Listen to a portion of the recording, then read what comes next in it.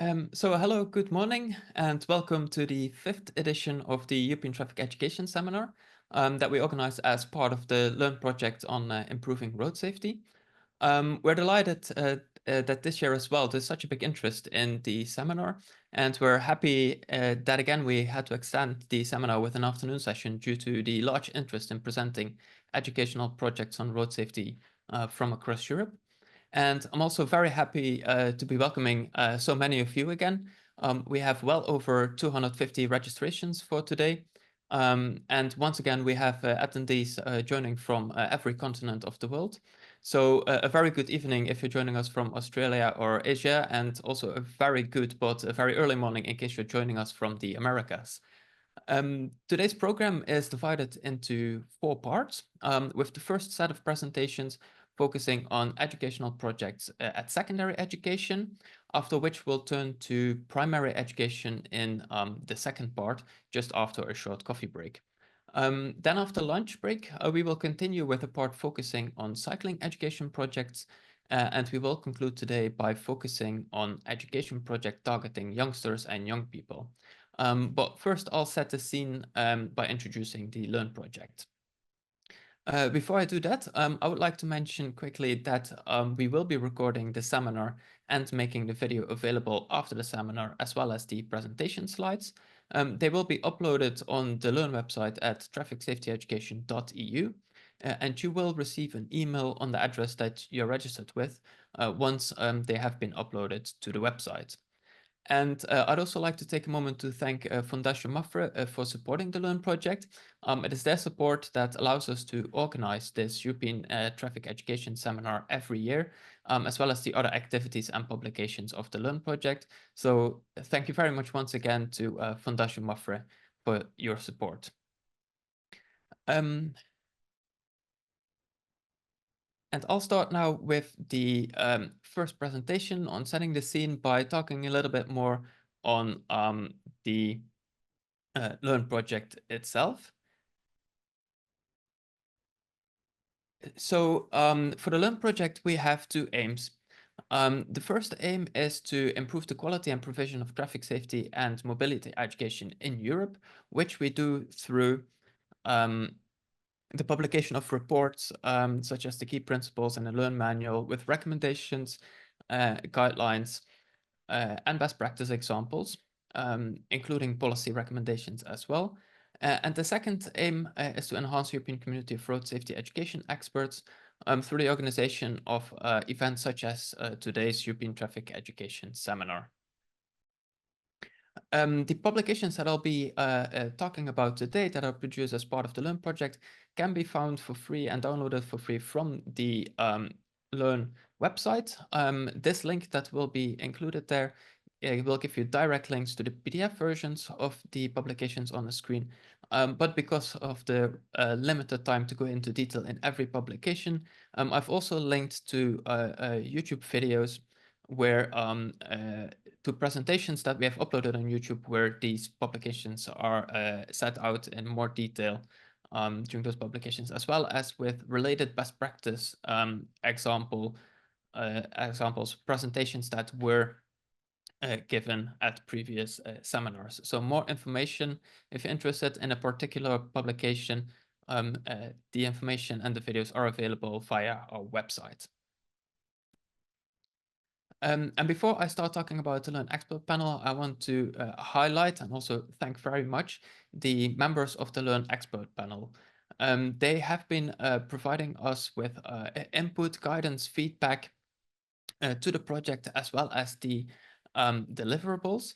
And it's their expertise and experiences in practice as well that have led to the recommendations. So all the recommendations that I'll be talking about today, these leading experts from across Europe are the real authors of the recommendations and publications. And thank you very much once again to the members of the expert panel. Then for traffic safety mobility education, this definition that we have used sets out, on the one hand, what we have included as part of traffic safety mobility education, but it also already gives some criteria, minimum criteria.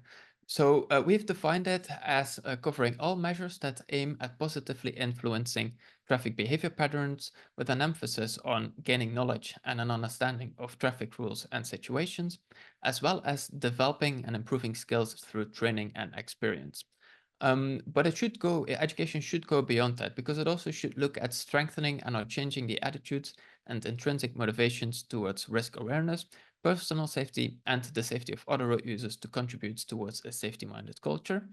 And it should also look at providing the tools necessary for well-informed choice of transport mode, focusing particularly on the active and sustainable modes of transport, such as walking, cycling, and choosing public transport. For the project, we have limited the scope to the age group 0 to 17-year-olds, because in Europe that covers mostly the time when kids are expected to be going to school. However, all the recommendations and examples can also be applied to other target groups if, of course, you adapt them to their needs and situations. We've also excluded as part of that driver education, but we will look, and this is something for the last session of today, look at education that makes them a safer driver, but not look at how to train them to drive or ride a vehicle. Before I talk about the Learn project, it's important to first reflect upon why it's important that we talk about improving road safety education, and why we talk about the need to improve the provision and quality of it. And one reason is that, unfortunately, regrettably, over 800 children and youngsters under the age of 18 died in traffic in 2020, and over 11,000 children have been killed in the decade between 2011 and 2021. And we should also not forget that many, many more children sustained life-changing injuries due to their participation in traffic. This already underlines that much more needs to be done in order to reduce the number of children and youngsters that are killed or sustain life-changing injuries in traffic. When we look a little bit deeper at the data, we can see that the road safety of children across Europe is not the same everywhere. You can see, for example, in Norway and Switzerland, they have a rather good track record, but unfortunately in Bulgaria, the road mortality is 7 times higher. So more needs to be done to across the board in Europe get these figures down. One other thing that stands out when we're looking at the road fatalities among children and youngsters is that as of the age of 14, the road mortality increases steeply, and this reflects that they start to travel more independently and also gain access to gradually more powerful vehicles such as powered two-wheelers. And unfortunately, the slide is showing 1, 2, 3, 4, 5, 6, 7, 8 on the bottom, but the groups 6, 7, and 8 are 15, 16, and 17 years old. And just these 3 age years represent 50% of the fatalities under the age of 18. A second reason that we're talking about improving traffic safety mobility education in Europe is because of the status in how it's provided currently across Europe. And before I set out the status, I'd quickly like to underline that except for 2 or 3 countries in Europe, all other countries have signed the so-called 1968 Vienna Convention on Road Traffic. And by doing that, they have committed themselves to take the necessary measures to ensure that road safety education is provided on a systematic and continuous basis, with an emphasis particularly on schools at all levels. And then in the first Learn report that you can see on the screen, the status of traffic safety mobility education, we have looked at the status of this education. And what we found initially is positive, because at primary level in all states in Europe, traffic safety education is provided. At pre-primary level, the kindergartens, it's given in 69% of the states, while at secondary level in high schools, it's 81% of the states. At tertiary level, academic level, it's given at 5 states. So overall, this points a positive picture at first glance. However, when you look deeper into it, there are significant differences. There are significant differences with regards to hours, but also with regards to the type of lessons that is provided to the children and youngsters. These differences are between countries, where in some countries, road safety education is given structurally throughout the year, whereas in other countries, it's more sporadic or just a handful of lessons each year. And also the difference is with regards to the type of lessons. At primary education, you've got a mix of a knowledge of classroom education, as well as practical education, practical training and practice. But if you move to look at secondary education, you can see that it shifts to mainly classroom education, where the practical element, the practical education is more sporadic. So the conclusion of the report is that it shows that in practice, the European states' UNECE commitment is not always fulfilled, and that there is a lot of room for improvement in that regard, notably at secondary education, because also while on the screen it says secondary level receives attention in 81% of the states, if you compare it to primary education, you'll see that at secondary level, the lessons are much more sporadic, with just an hour here or there per school year or a thematic week. So more room for improvement in that regard. So how can we improve the quality and provision of traffic safety and mobility education? And this is the topic of our Learn Key Principles report, which contains 17 key recommendations with best practice examples that sets out how these key recommendations can be implemented in practice. As mentioned before, the Learn Expert panel were the ones who drew up these recommendations based on their experiences, and in particular the challenges that they faced all across Europe.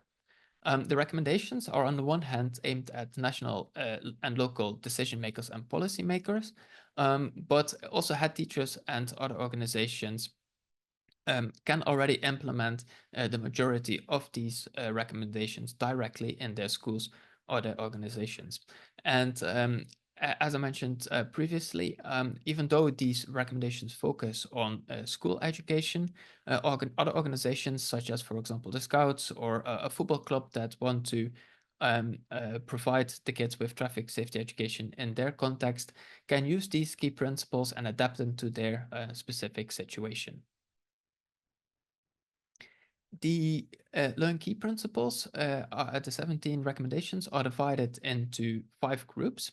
The first group is to ensure the right to receive traffic safety and mobility education, and it includes recommendations such as ensuring that this topic is included in the curriculum with a minimum amount of hours for traffic safety and mobility education per year. It's also important to set goals from the national level for the strategic goals to the goals at school level with regards to providing the education, all the way down to the objectives of the activity for what activity wants to achieve by providing the education. It's also important that enough resources are made available in order to ensure that traffic safety education can be provided.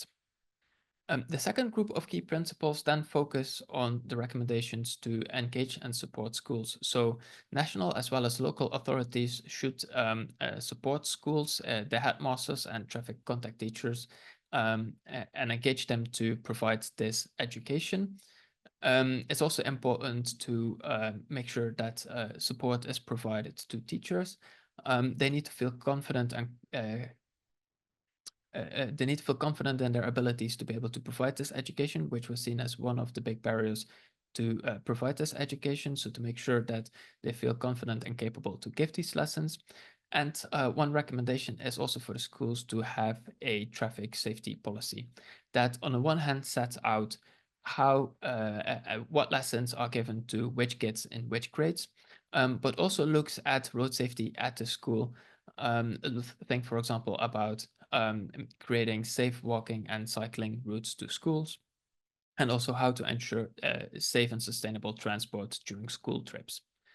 One further recommendation that is made is to appoint one teacher as a traffic contact teacher. And on the one hand, this teacher motivates and supports the other teachers in providing the road safety lessons at their school, or provides these lessons at the school. And on the other hand is the central contact point for other organizations, such as, for example, the authorities, parents, the police and road safety NGOs, with everything related to road safety and road safety education at the school. The next group of key principles on ensuring high quality education, I'll come back to that in the next slide.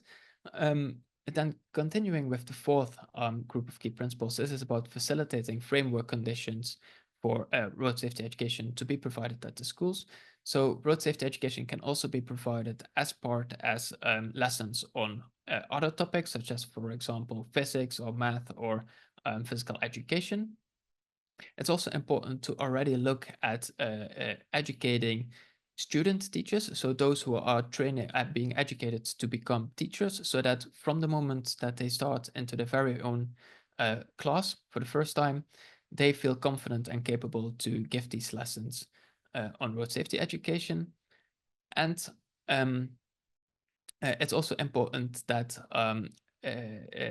authorities or other organizations follow up to ensure that road safety education is being provided, either by including checks in the school's audit or via reward programs, where if schools demonstrate that they are providing road safety education, as well as taking other measures to improve road safety around the school, that they are awarded with, for example, a road safety school label. And then the final key principle is on involving all relevant stakeholders. Teaching kids about road safety shouldn't be just the task of the school, but in line with the safe system approach, all relevant stakeholders should be involved, including the parents, including the kids themselves, but also including other organizations in the neighborhood. And the group of key principles that I skipped over, I want to go into a little bit more detail. And this is about ensuring that children receive high quality education. This includes recommendation to ensure, and here we'll link back to the definition that I mentioned previously, that the education is not just about knowledge and skills, but also looks at improving and changing attitudes and motivations, as well as includes training in traffic. It's also important to keep traffic safety and mobility education up to date. With regards to pedagogical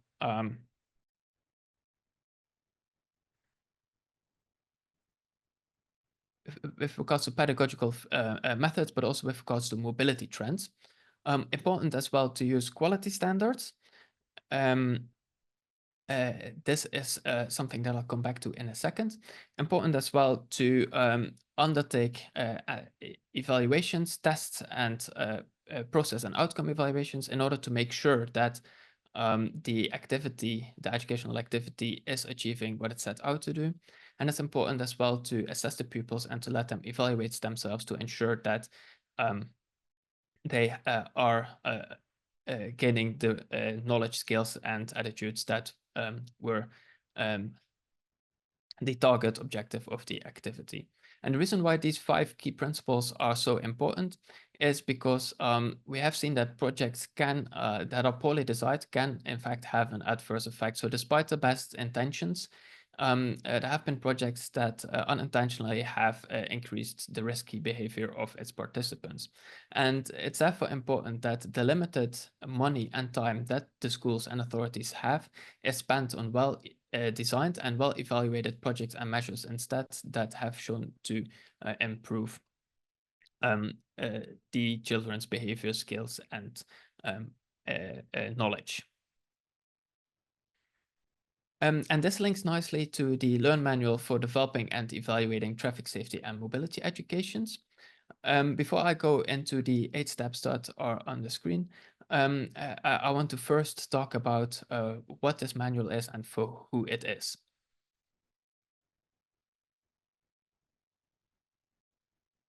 So what is the Learn Manual? So the Learn Manual in part 2 contains the guidelines section, which in the 8 steps sets out the key things that should be thought of when developing a educational activity.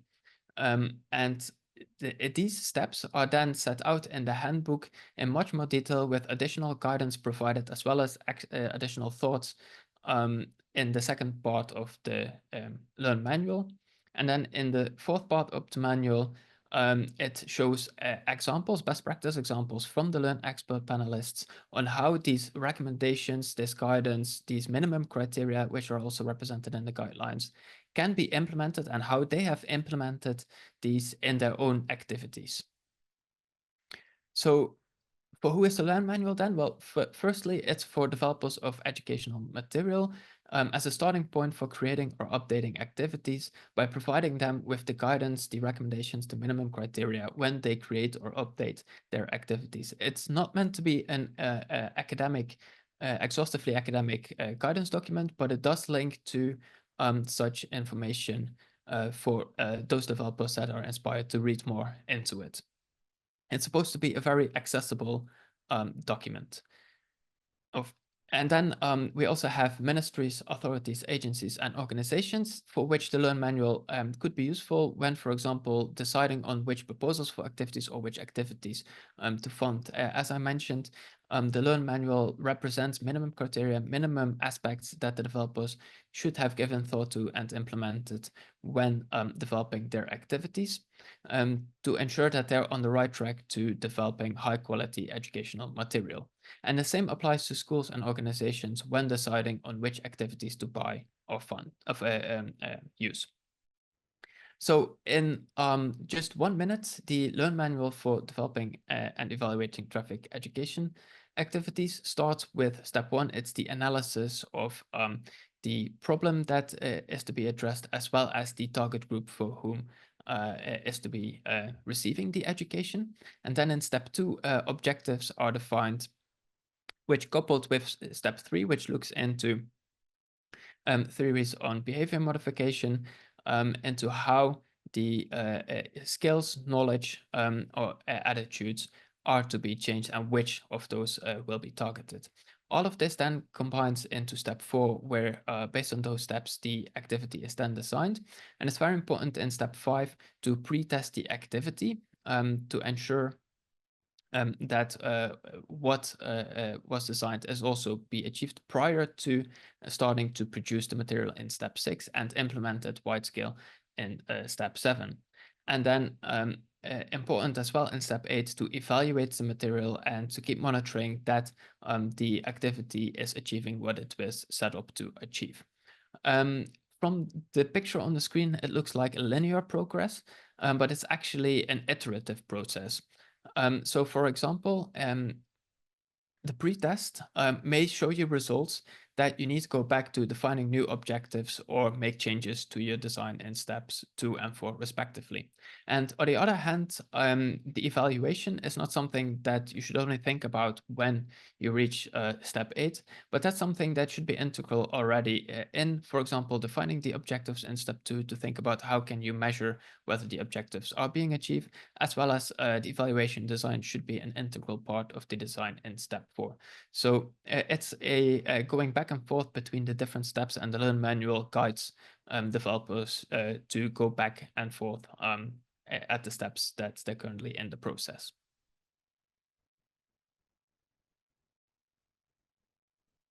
And then a very quick word on the Learn publication on linking education on sustainable mobility with traffic safety education.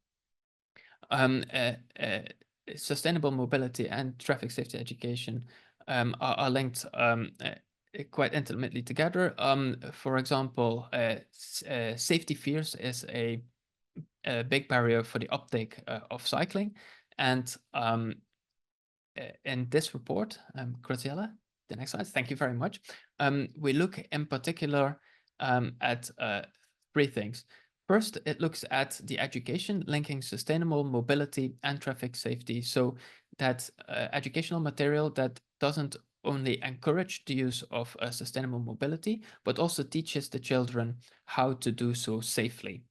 In step 3, we still look at the school setting, however, not education, but at the other measures that schools and authorities can take in order to improve the road safety in and around the school, as well as on the routes to school. As I mentioned, road safety is important for the uptake of sustainable modes of transport, specifically walking and cycling, and the recommendations in that part are geared towards assuring that. And then in step 4 in part 4, the publication gives general, at a general level, recommendations to improve the safety of walking and cycling, particularly in urban areas.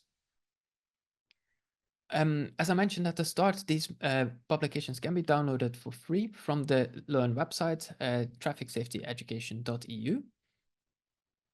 And there you can also find more information, for example, the previous seminars where the slides and the recordings are available. We have a database of best practice examples where you can use filters to find the specific examples that might apply to your use case. And we also have other publications available to download free of charge. And then finally, I'm very delighted to tell you that we have been selected as a finalist for the European Commission's Excellence in Road Safety Awards for the category Road Safety Education. We're very happy about this, very grateful, and it's already being selected as a finalist feels like great recognition for the Learn project. And in November, the 14th, we will hear whether we or one of the other 2 finalists are the winner of this award. And once again, I'd like to thank Foundation Mafre, as well as the expert panel, for providing support to this project. Thank you very much. And that was my presentation. And now we'll move to the first section of the agenda, which is focusing on educational projects from across Europe. And we'll start today with Alain Areal from PRP, who will talk about the educational scenarios from the PAFSE project, and who has already introduced the PAFSE project during our European Traffic Education Seminar in 2022 in Madrid.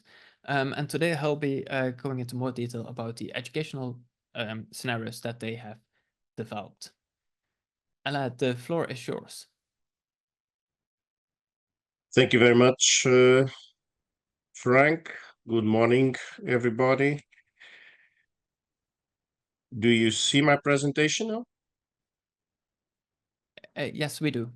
Yes? Okay, perfect. Yes. Thank you very much. So today I'm here to talk about, my name is Alain Areal, as Frank has already told you. I'm from the Portuguese Road Safety Association. And now I'd like to talk about the results from the work that we developed during the PAFSE project. I will just give you a brief introduction about PAFSE. PAFSE stands for the Partnerships for Science Education. For those that don't know the project, I just give you a brief introduction. The main idea was to create regional clusters between schools and also universities, research centers, and museums, and also involving a local community who work on a challenge of public health. This means that also to enhance the levels of scientific literacy and prepare the community to address the public health challenges in this particular situation, road accidents. But it also has the goal to involve students in project-based learning and inquiry-based learning activities, increasing the interest of the students for the science, but also giving more competencies and motivate them to follow careers on science. So our proposal to achieve those goals was by creating education scenarios. And all the educational scenarios is an itinerary, a pedagogical itinerary that the teacher can follow, a sequence of teaching learning activities, but you have the same structure. We have the context, we have the framework, we have a specific target that we want to address, and the goals that we also want to achieve with this educational scenario. This educational scenarios are supported by digital learning objects and educational resources. And as I said, you have a set of teaching learning activities, set of sessions that you follow. And by the end, they also include developing a school research project and ending with an open school event.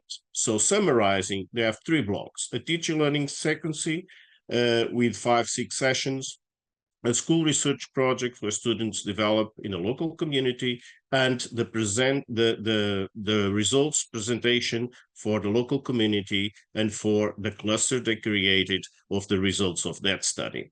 Just mention that all the activities and the teacher learning activities and also the school research project we developed based on the 5E models. It's something that I'm not explain what this model is, but you can find it in Learn publication, a lot of information. But I just want to say that this model can improve the efficiency and efficacy of the learning experience by involving students, making that they to explore and search for information, giving them the opportunity also to share what they learned and go deeper in the information, and by the end consolidate all the knowledge that they learn.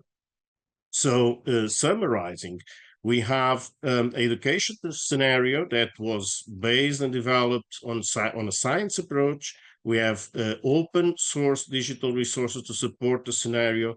By the end, we have a project-based learning and acquired-based learning where the students gain some skills on research and on science too, concerning the topic, and by the end, the open schooling event. So, and why did we choose to follow this strategy? We know from science that if you have an active learning experience, it's much more efficient and efficacy of the learning experience concerning your learning goals, what do you learn and what do you remember. For instance, you can see that if you read or hear or see images or watch videos, the percentage of what you remember after 2 weeks, it's much less than if you have an active learning experience, for example, by participating hands-on workshops or designing collaborative lessons, or even design or perform a presentation on an experience. So that's the principles that we use to develop these educational scenarios. So PRP developed 3 educational scenarios, one concerning the sustainable mobility, another one focused on crash risk factors, another one for road traffic crashes. Each scenario is linked to the curriculum.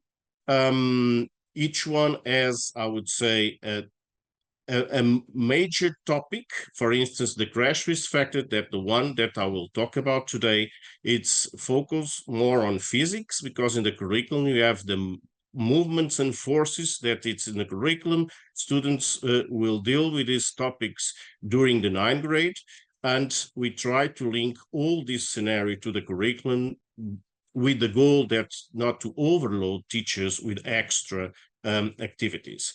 So by the end, as I said, they have a school project. In the case of sustainable mobility, they can, for instance, define the mobility patterns of the local community.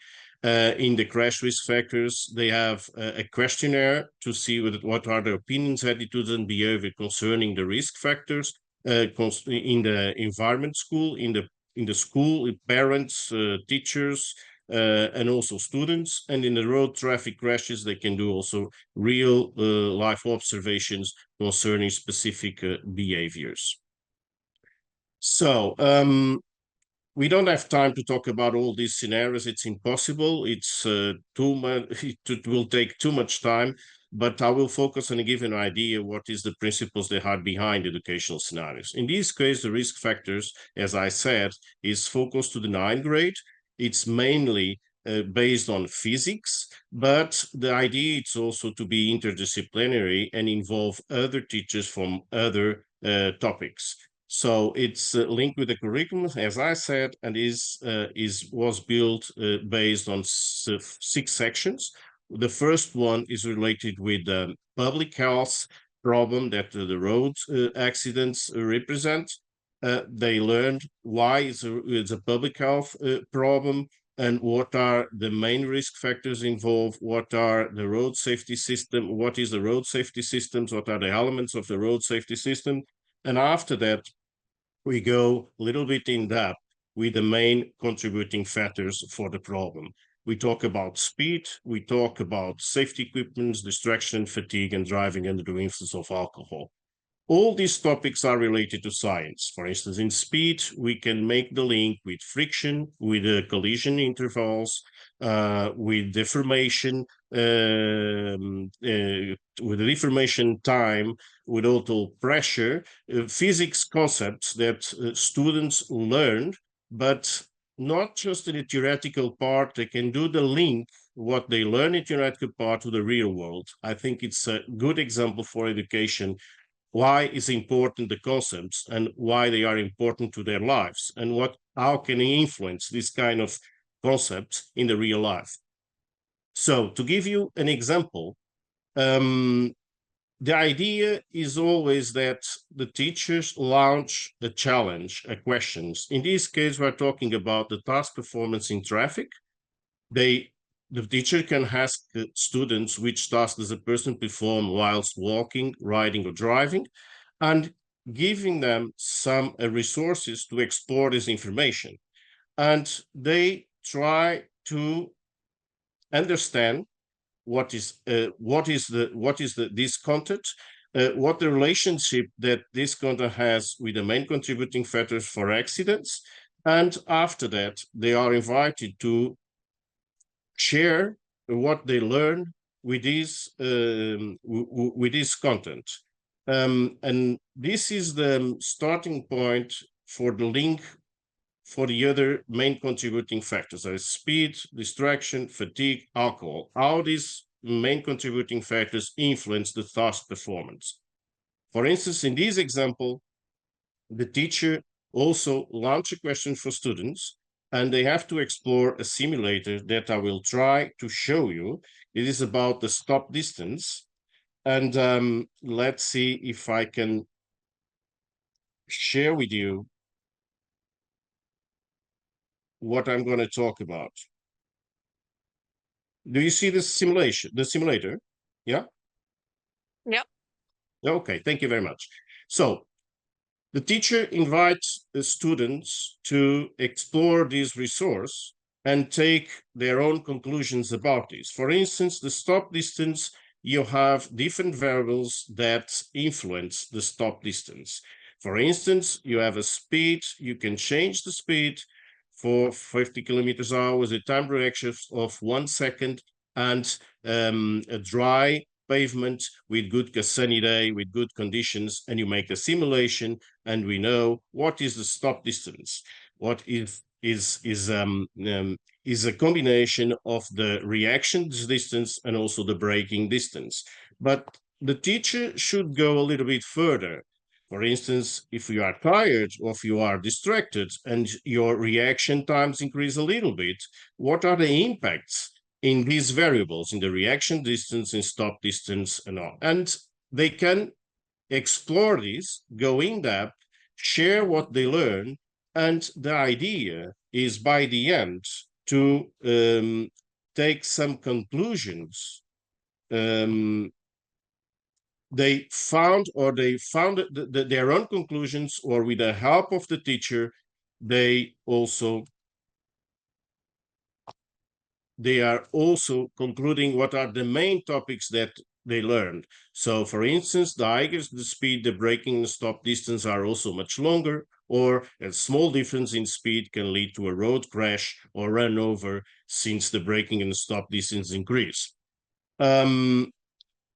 And the idea that they go and explore more information about these topics. For instance, we have another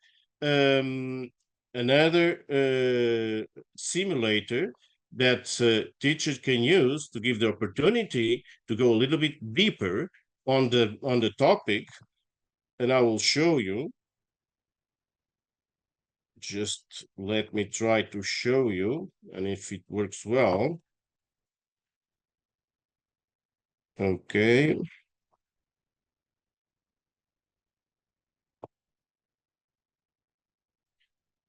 if I'm able to share this.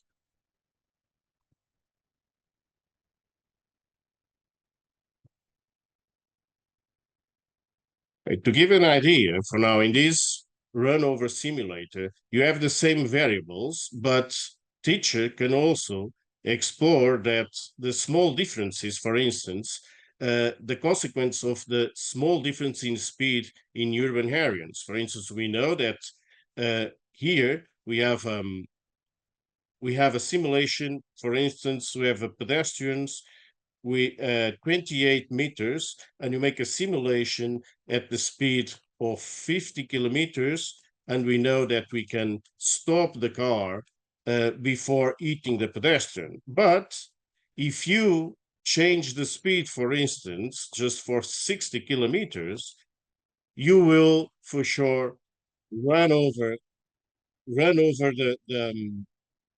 and you have small difference in speed. You can conclude them that they have major consequences in the road accidents. So this kind of learning objects allow that the students to explore all these topics and the main contributing factors in a dynamic way, in an active way. So this is some experience. And by the end, you also have a quiz, for instance, that consolidate the topics that were explored. So this is a representation of the 5E models. So they explore, they can have the opportunity to share what they learn, they can explore more in detail what are and by the end, they have a consolidation with these, for instance, with this quiz. So this is the principles that are behind, but we have more the other topics from alcohol for distraction. They are all supported by learning objects. And for instance, you have here a alcohol simulator where they can explore what are the variables that influence the back level. You have you have, if you are male or if you are female, what the height that you have, the drinks, the number of drinks that you consume, or if you have a meal or not during the consumption of alcohol. They can explore this and see which variables influence the back level. Or the teacher can also divide groups to explore different kind of questions. We have different techniques that we can recommend by brainstorming, debate, work groups, and so on. Dividing them, work together, and try to find answers for the questions that are raised. In this case, we also learn what is the process of the absorption or elimination of alcohol in the human body. So they are always support with resources and also by conclusions and by learning objects that consolidate the knowledge. We have here another example, for instance, the relationship between risk accidents and the back level. And of course, they can easily understand the risk of an accident increase as the blood alcohol level rise, and also what is the consequences in the human body with the different levels of with the different back levels. So you have another quiz to consolidate the knowledge that was shared and explored during the scenario. By the end, we talk about also the project. They also have a learning object to explore the projects. They guide them to all the steps they need to implement the project. I would like just to briefly show you that what we can do is with this learning object, we have all the steps here for research project, but not all in the steps, but also in guide them or to build a questionnaire, to first of all, to raise a question that they want to find the answer, after all, how to build a questionnaire, what they need to support the instruments to collect the data, and what they need to analyze the data and share the results about. For instance, you go to cyclists and we have all the process, what they have to do with some examples of planning the data collection, for instance, or more detailed examples, for instance, the examples of the grid observations that they need to collect information. So this is a kind of learning object that we have available for teachers explore the main risk factors. Of course, we also have, let me check, we also have, we will leave in this presentation the links for all the learning objects that we developed by each learning scenarios that we developed, risk factors. We have all the links there if you want to explore the learning objects, if they are useful for your activities. We'll leave the links in the presentation for the 3 scenarios that we developed. Or if you are so excited to be more interested on that and give you direct information on that, you can visit the PAFSE website, and you have access to the photo dentro repository where all the learning object and also the scenarios are available for anyone that want to explore. So thank you very much for your attention, and sorry for this time extra. Thank you very much. Thank you very much, Alain, for your presentation.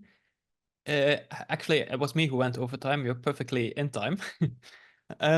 We've received 2 questions for your presentation. And I think at the very end, you already answered the first question. Elish McDonough writes, direction timer looks great. Can other countries use this?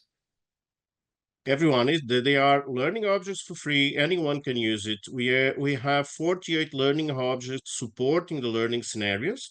So this means anyone can use it. They are in English. If you have other language, the one of the concerns of the consortium was to leave it at least in English, universal language, to be used for anyone that are interested. And also the idea of PRP when we developed this, it's of course you can follow the educational scenario, but we can use also these learning objects isolated for in another context. So you can make education in a different ways, so you can use it also for everyone. But it's for free. It's available on the website of Fotodentro that is you can access by the PAFSE project website. And of course, if you need more information, I'm available to answer after the conference or the seminar. Thank you very much. So it's great to hear that everybody can access these resources. Another question that came in was while you were talking about the speed calculator with regards to the stopping distances. And the question from Brian Young was, is this included with ABS for the vehicle braking? Which leads me to the next question. Is that something you've also thought about incorporating, whether or not to show with and without ABS to show its effectiveness? Okay, this is first it's not so elaborate. The idea is give them the main concepts of the stop distance and what are the impact of speeds. Of course, the taking consideration is all based on science. It take consideration different friction coefficients. It makes the stop distance calculated with all the scientific principles that we need to calculate. But of course, it's not so elaborated, and it don't have all the variables to calculate the stop distance. Concerning the, you're talking about the efficiency of the impact of this educational scenario. What was the second question, Frank? No, but if you have information on what you just mentioned, that'd be very interesting to hear. Yes, actually, we made a case study actually concerning the case study, and you have a positive impact. Actually, statistically significant. We have also increased the knowledge. We increased the positive attitudes and self-declared behaviors. And also we have a decrease in unsafe behaviors. Of course, it's all self-declared and collected by a questionnaire that was applied to the students that were in the implementation of the scenario, and compare with the other students that were not in the implementation of the scenario. And in this comparison, we see there are some difference in knowledge, in attitudes and behaviors, positive impacts, and also on a safe behaviors impact, also self-declared, we also have a decrease. So it's positive. The sample is not very big, but it's statistically significant. If you have the chance in the future to talk about this, I'm of course delighted and willing to present the case study in detail. Okay, thank you very much. That sounds very interesting. And indeed, if we have a webinar or a publication on effectiveness, then we'll definitely make sure to get in touch with you to learn more about how you evaluated that in more detail and what the results are in more detail. So thank you very much for your presentation, Alain, Thank you very on the much. educational scenarios of PAFSE. And we'll now move from Portugal to Belgium to Theresa de Ryck from the Flemish Foundation for Traffic Knowledge, VSV, who will talk about how to help young people make safe choices in traffic. Theresa, please go ahead. Thank you very much, Frank, and good morning, everyone. I will first try to share my presentation with you. So normally, if everything goes right, you see my presentation in the full screen mode. Yes, yes, we do. Okay, thank you. Because I would, in the 15 minutes to follow, I will try to guide you through my presentation, which focuses on how we can help young people to make safe choices in traffic. And I will zoom into the challenges and opportunities for traffic and mobility education in secondary schools. We try to offer with the Flemish Foundation of Traffic Knowledge, where I currently work for as a project manager on traffic and mobility education in secondary schools.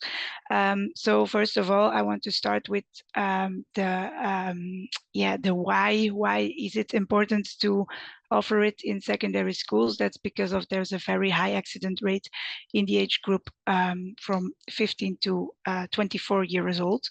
If we see the numbers of victims in Flanders, we see that traffic education in secondary schools should be a major concern. We also did a large survey a few years ago, where we saw that 10% out of the respondents of the survey among secondary students have had an accident in the last 12 months. So that's why traffic education remains a very important part of that age group too. But why are the accidents so high? There are three main reasons for this increase in accident rate. First of all, when growing up and growing older, you became a more independent road user, and teenagers have more exposure. They start to travel longer distances alone, and they start to travel more independently. And the second thing is that they travel to new activities and explore new roads and new ways of transport. And because of this lack of traffic experience, they are more vulnerable road users. And as a third thing we need to consider is that their brain development isn't fully developed.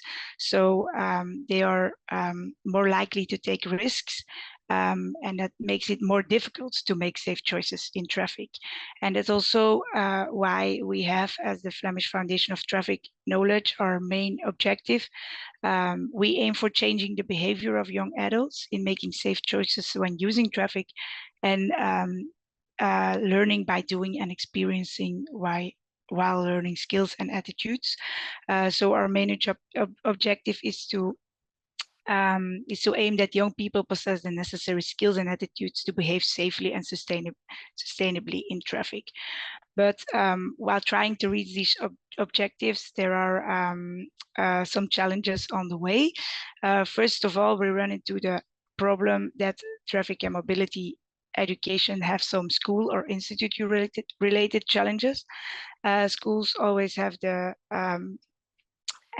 lack of time, so we need to convince the schools why it's important to give attention to traffic and mobility education.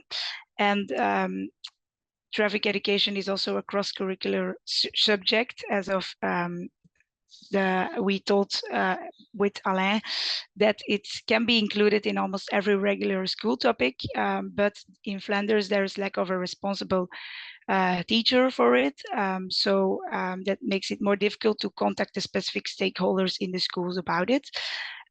It's also our task to convince the secondary schools why it's important to make a priority to traffic education, because in Flanders there's nothing mentioned about traffic education in the final attainment levels of secondary education, and I can assume it's also in other European regions. So this is a challenge we have to deal with, which are school related, but there are also some age-related challenges because of we're working with young people and young adults.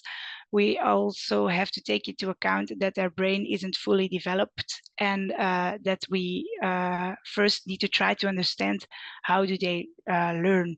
And that's something I want to zoom into together with you, because yeah, the young adults experience emotions more intensely, and they are triggered by short-term rewards because of the part of the brain responsible for controlling impulses develop later than the rational brain regions, and that's why the adolescence is teens are a period where teens are more likely to take risk, and they have more difficulties in controlling impulses.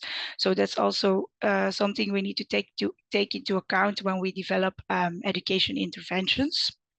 And a second thing, which is very typical for teenagers, is that they have a social brain. Adolescents have a social brain because of the influence and the opinions of their friends and their peers is very important, and they make decisions based on what others do. And that's also something we need to take into account when offering traffic education. What we also try to do is to understand how do teenagers learn. Teenagers learn by experiencing the benefits of a specific behavior or the disadvantages of that behavior, and after the experience they change their behavior, they change their attitude about it, and that turns into knowledge, and it's not the other way around. So we have to do more than only informing the young adults to make changes in their behavior. So a lot of challenges to have to deal with, but we also have some things we do on try to tackle these barriers. First of all, in Flanders, we try to give, we always work together with the research department of the VSV, and they give direction to the learning objectives of each workshop we create. So we can work with evidence-based principles about how young adults behave in traffic. And starting from this point, it's our aim to set realistic and effective learning objectives. Our ambition is also to test and analyze the learning effects after the education intervention. That's something we started with last year and gives us already very useful insights in how optimizing our education program. So that's something we try to do. Another thing we use to try to tackle the barriers is highlight the priorities. We will continue to try to convince education networks that traffic and mobility education should be a priority, not only in primary education, but also in secondary education. And a third thing we try to do is to offer education in different ways, give options to the schools on how bringing traffic education to the school and to the secondary students. offering education in different ways and from different angles, so that the school or the students have the option to choose what fits the most. And that exactly brings me to the last part of the presentation, what we offer as the Flemish Foundation for Traffic Knowledge. First of all, we are offering workshops where the schools can inscribe, and these are guided by educated VSV instructors. It's a workshop which is held on the school during school time and during the regular school hours. That's the first thing we are offering in secondary schools. The second thing is we're also offering different educational packages which can be organized by the teachers and which doesn't take as much time as the workshops. And as a third thing we're offering is an online e-learning platform which is targeted on the secondary education students because it's fully made on the student level. First of all, the workshops are based on learning by experiencing and setting a positive group norm because of the social brain where I talked before. We try to make it social and keep it simple and without judgments. Do you still see my screen? Because it's changing over here. Yes, we do, Theresa. We do. Okay, perfect. Then good. the second thing is the educational packages, which is actually an awareness campaign, which can be set up in the school by some motivated teachers. It's a very low cost because the schools can sign in for this, and we send them the materials on how they can set up the awareness campaign. It takes low effort because you only need 2 or 3 motivated teachers or motivated students in the school who can set up the campaign, and it can be held for the whole school. And it takes less time because it mostly we advise the schools to organize it right before school time when they arrive at school, or right after the bell rings, right before they start going home. So it takes low cost, low effort, and less time.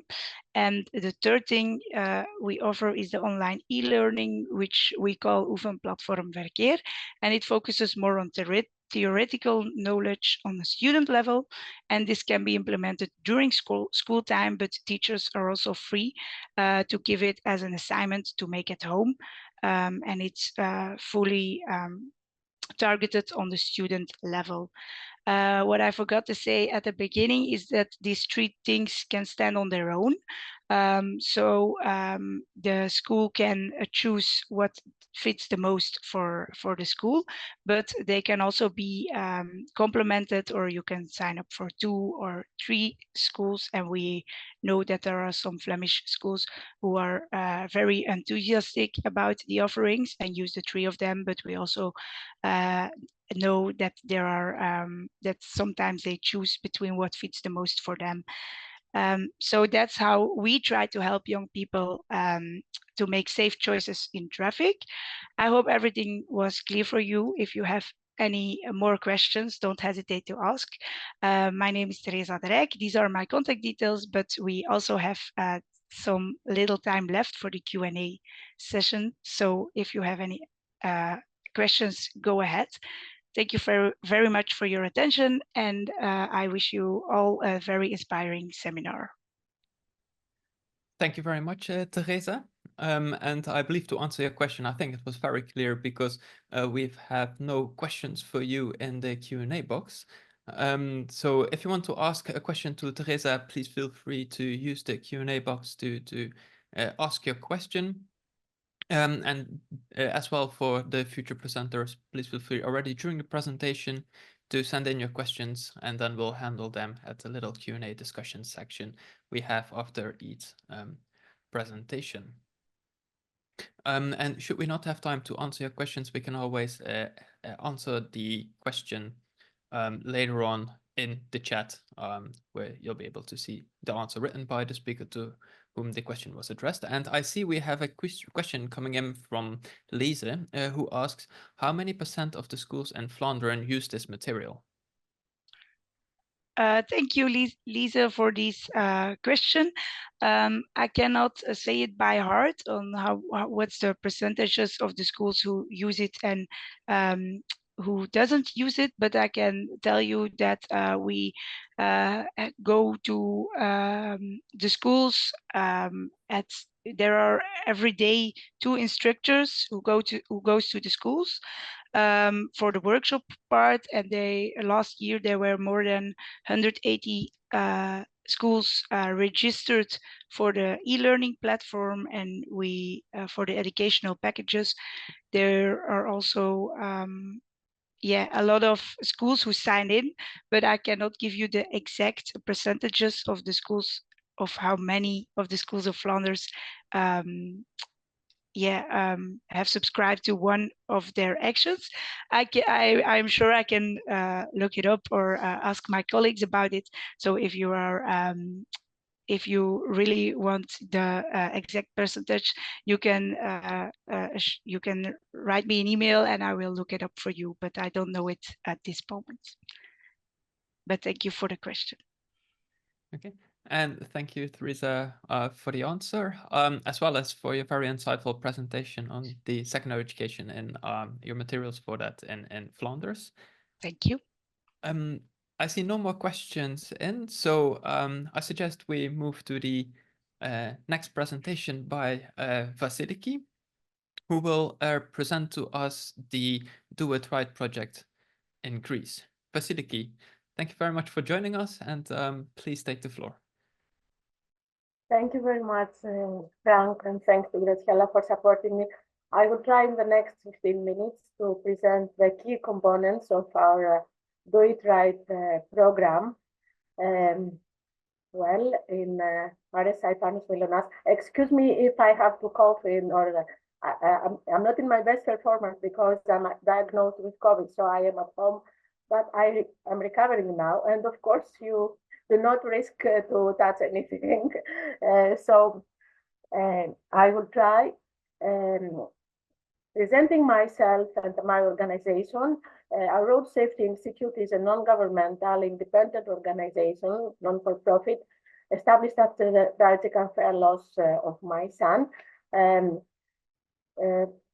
initiative started from his university, and I was lecturing at the Athens University of Economics, and we supported that initiative.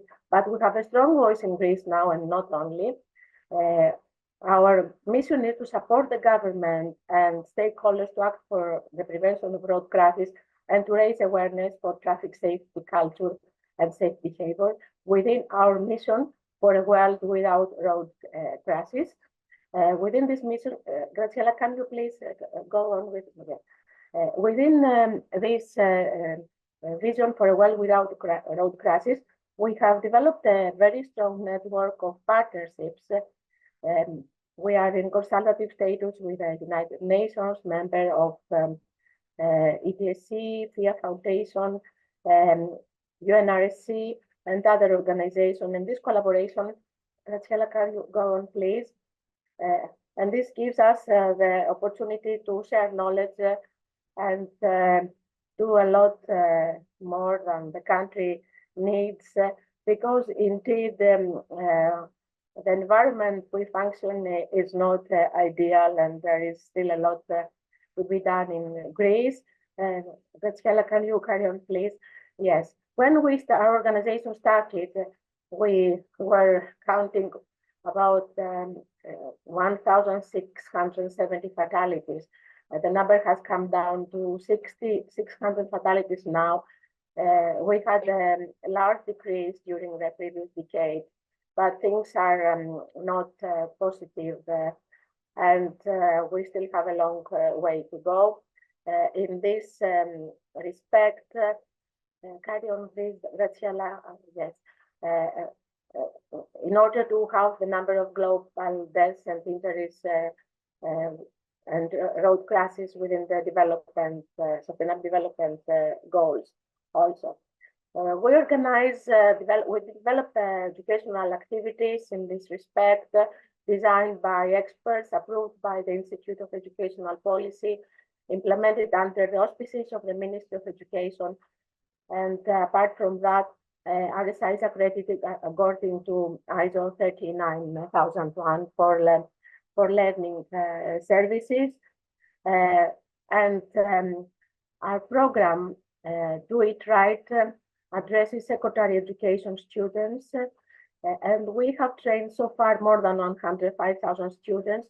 The overall number of students trained at school comes up to 360,000. And we see a challenge and opportunity through this program to improve traffic safety culture, preventing the injuries and deaths on the roads, promoting health and preventing unsafe behaviors, participatory learning and action, encouraging participants' initiative, and enhancing communication and teamwork. Further to that, we also try to approach, to follow the interdisciplinary approach and provide teachers with tools so they can continue when we are not at school. We see a threat, and Theresa already mentioned about young people and adolescents. They tend to be aggressive, they have strong mood swings, sensation seeking, strongly influenced by peers, underestimating the likelihood of negative events and overestimating their skills and competencies. So in this respect, we have developed this program because there is this weakness with young people overrepresented in road crashes. And from the ETSC data and WHO, we know that 1 in 5 killed persons on the roads are young people.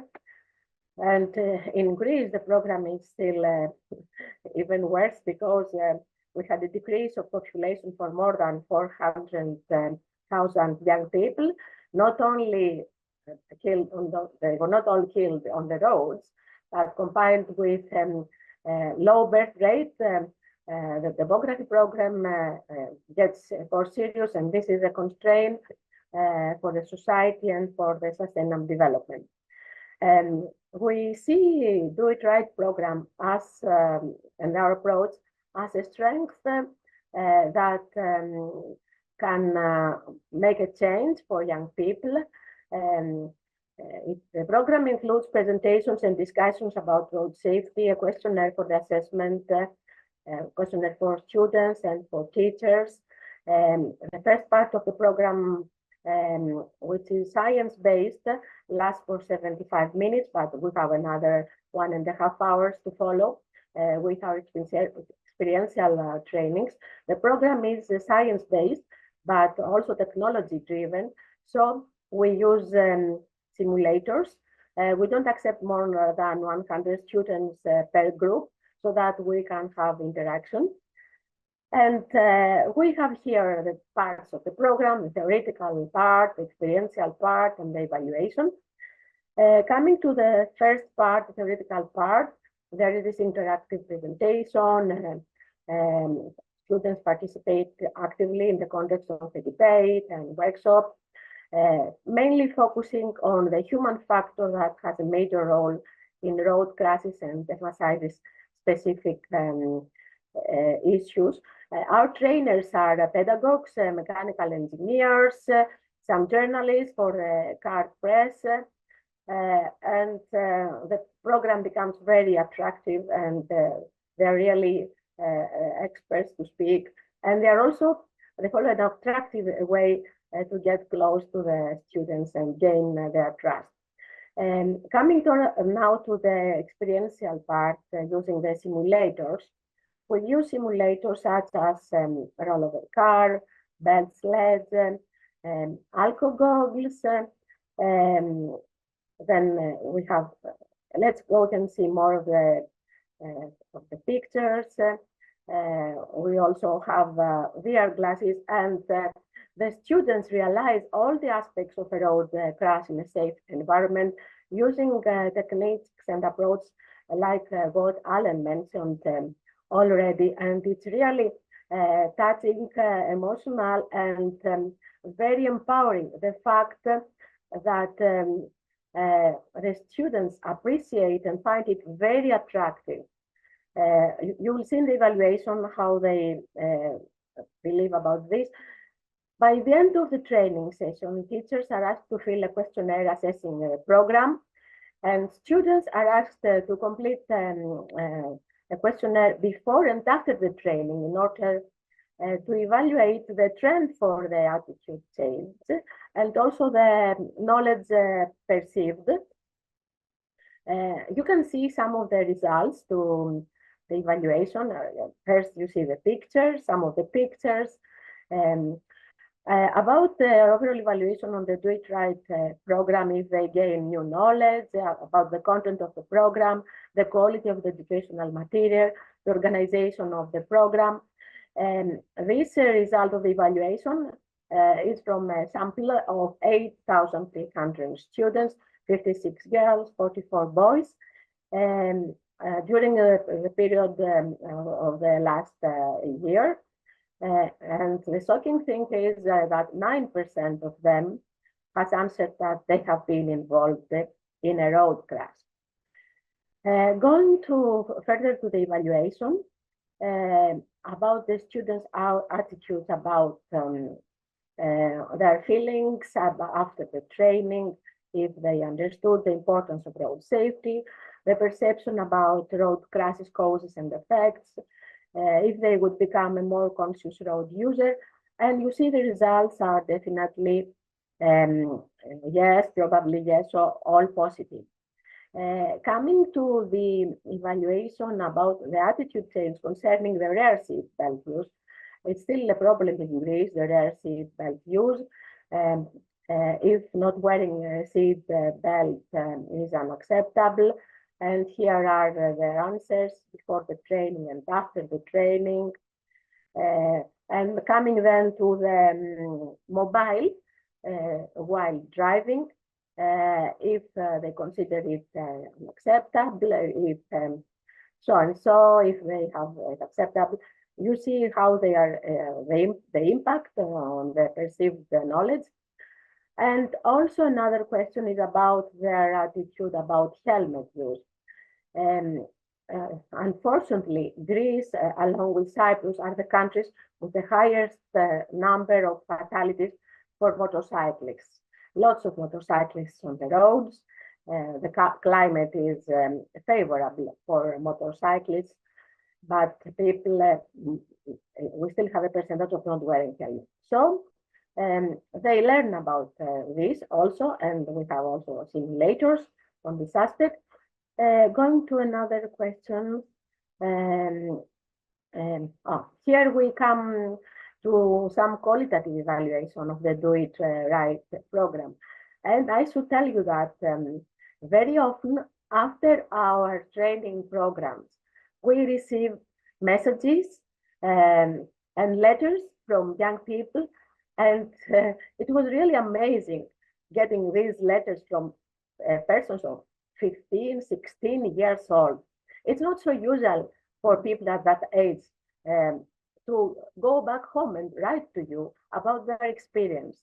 Sometimes their parents also write when the students transfer this to the family, and also thanks from the teachers.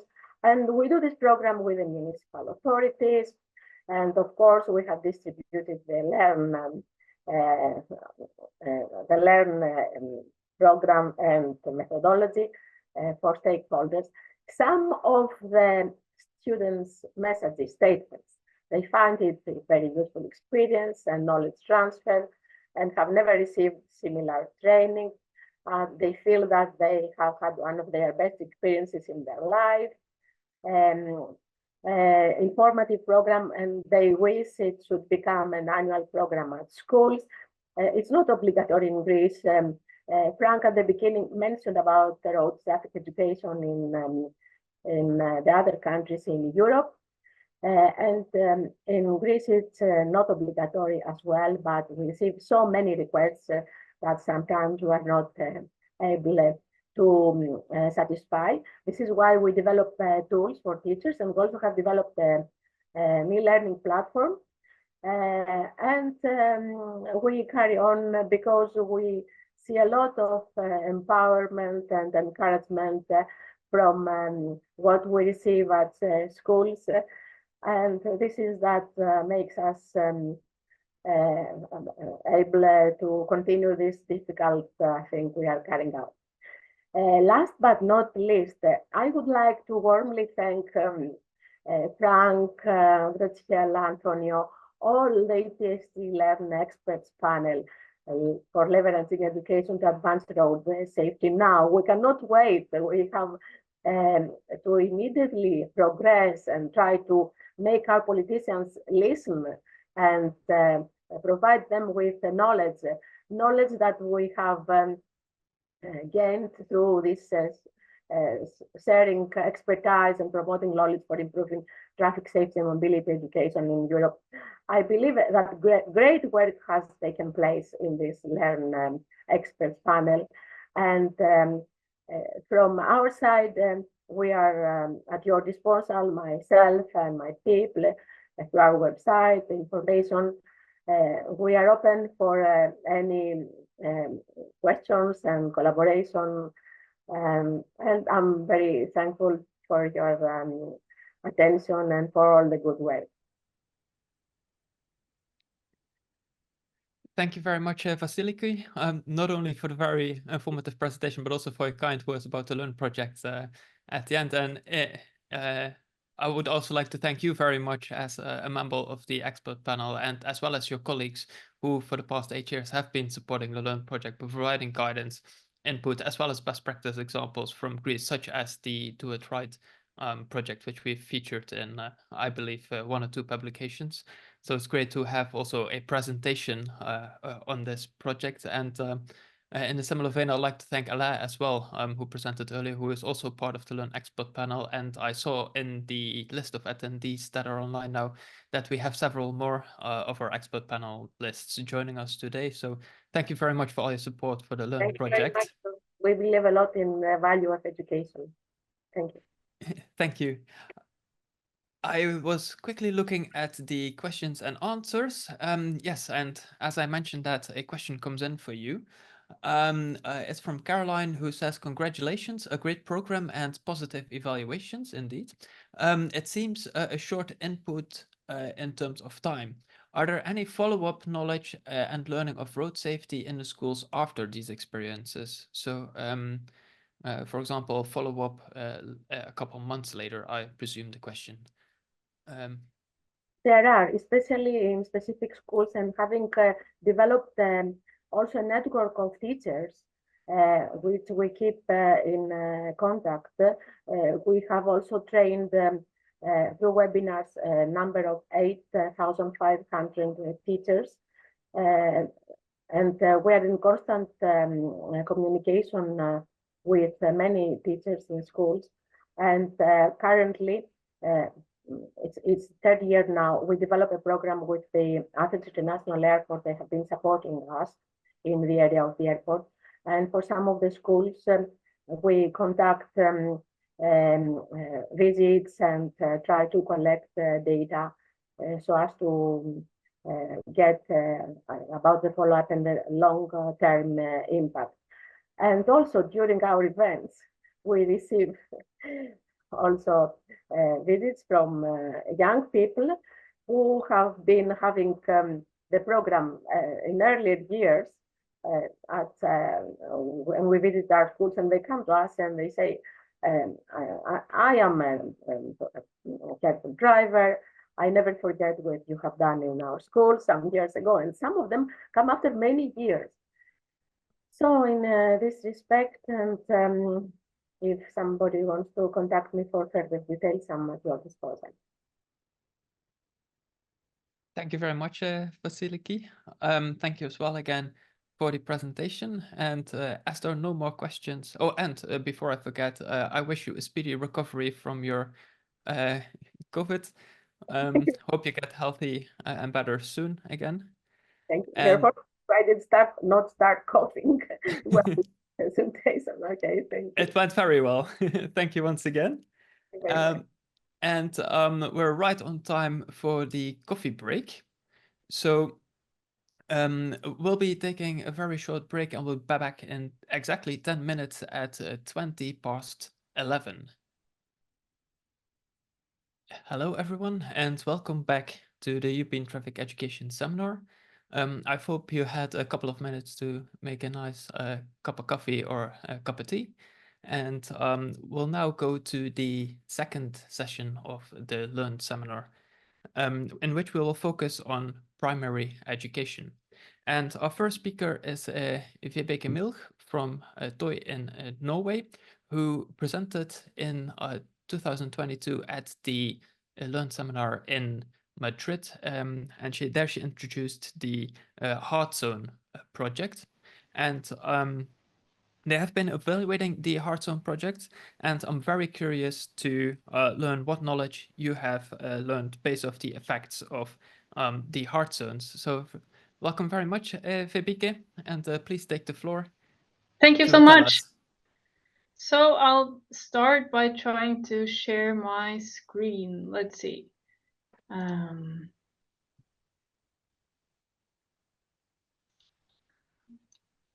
gonna try putting it here.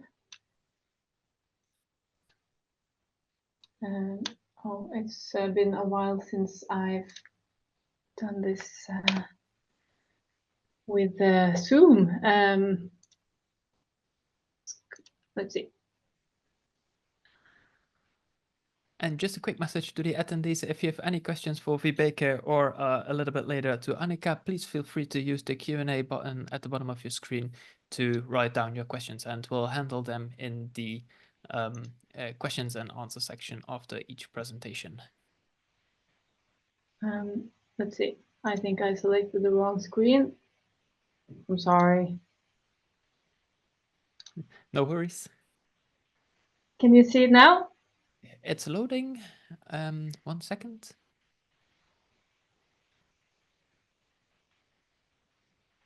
Yes, it's on the screen. We can see Perfect. it. Okay. So thank you for having me again. I was here in 2002. So in Norway, as in many European countries, the rise in car-based school runs is a growing issue because parents are driving their kids to school. And this leads to congestion and heavy traffic in the vicinity of the school. And this also makes the area around the school less safe and welcoming for kids who are biking and walking. And in Norway, we have this initiative called Hard Zone, and it has become very popular and widely adopted all over the country. And this initiative aims to tackle exactly this issue. And today I'll share some insights from a national study that we've conducted, where we explored how hard zones are affecting daily travel and also traffic safety. So now nothing is happening. Let's see. 2 seconds. Okay. So as I said, Hard Zone has become quite popular in Norway, and many schools and even municipalities are implementing it to improve the traffic safety around schools. And the concept basically involves defining a sort of zone around the school that is either completely or partially car-free. And the idea is to make it safer and more attractive for pupils to walk and cycle. It is largely a measure that is aimed at encouraging behavioral change in parents and in pupils, and also create this shared traffic culture, if you will, within this specific geographical area, the Hard Zone. And what I think is unique and also a bit challenging, I would say, from a researcher's perspective, with hard zone is that there is no straightforward recipe. So basically, each school defines their own hard zone and what specific measures that goes into it. Now, a hard zone, I think, is probably best understood as a sort of toolkit consisting of both small and larger measures. And this typically includes simpler infrastructure measures such as signs, road markings, the establishment of drop-off zones is quite popular. This is dedicated points near the hard zone where children that are driven by car can be picked up or dropped off. So these are very visible parts of the hard zone, I would say, but a big part of it is the awareness raising measures, the educational measures, and also the information efforts that are directed towards the parents and the pupils. And I would also mention that a unique feature of hard zone is its integration into the school's annual plans and strategic work. So this study was commissioned by the Norwegian Council for Road Safety, and the purpose of this nationwide study has been to compile findings from previous evaluations and also from previous research into similar measures, where school streets, for instance, was among the measures. Another objective was to map experiences and best practices from the schools that have implemented hard zone, and also to gain more knowledge on the potential effects of the measure.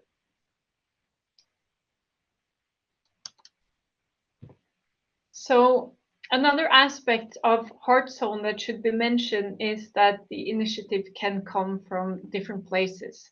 So typically the school management or the parent-teacher association, PTA, will take the initiative to start a hard zone, but other times the initiative can also come from the municipality or even the students. So regardless of where it originates, a hard zone typically involves a quite broad collaboration across a wide range of actors, including relevant parts of the municipality, the school management, of course, the parents, and also the pupils themselves. So to ensure that we were able to cast a wide enough net in our data collection, we conducted 3 major surveys targeting these primary groups. So we had one survey for the municipalities to see how they work with hard zone. We had one that was directed to the schools to map experiences and also perceived effects of having initiated a hard zone. And finally, we had a survey among parents and pupils. They answered the form together at schools with hard zones and also at schools planning to implement a hard zone. And the purpose of the latter here was also to gain better insight into whether and how hard zone affects behavior and social norms. So this is a big survey. So in this presentation forward, I will focus primarily on the 2 latter. So moving on, we can see the response distribution for our 3 surveys. At the top, you'll see the number of schools with hard zone and the number of schools planning to implement it that answered. In the middle, we see how many of these sent out a questionnaire to the parents and pupils. And at the bottom, you see the number of individual responses that that is provided. So what effects have schools experienced as a result of introducing hard zone? Well, schools that have implemented hard zone were asked several questions about the perceived effects of this measure. And it appears that the most significant effects are increased awareness of traffic safety, for among teachers, among pupils, and also among parents. And additionally, many schools report that the hard zone has contributed to more systematic traffic safety work as well. So the schools that had implemented hard zones were also asked to describe in free-form text which measures they found to be working particularly well. And it is primarily awareness-raising measures that were mentioned, and particularly those that create engagement and awareness among both parents and children. Examples include, for example, walking and biking competitions, reflector days, or other sort of thematic days when you have involvement from these groups together.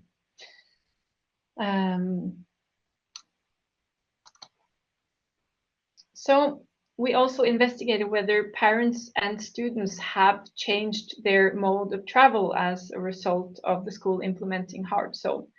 And what we see is that many report traveling as before, but we also see that 16% report that pupils are driven less, 14% say that their children walk more, and 10% say that their children cycle more.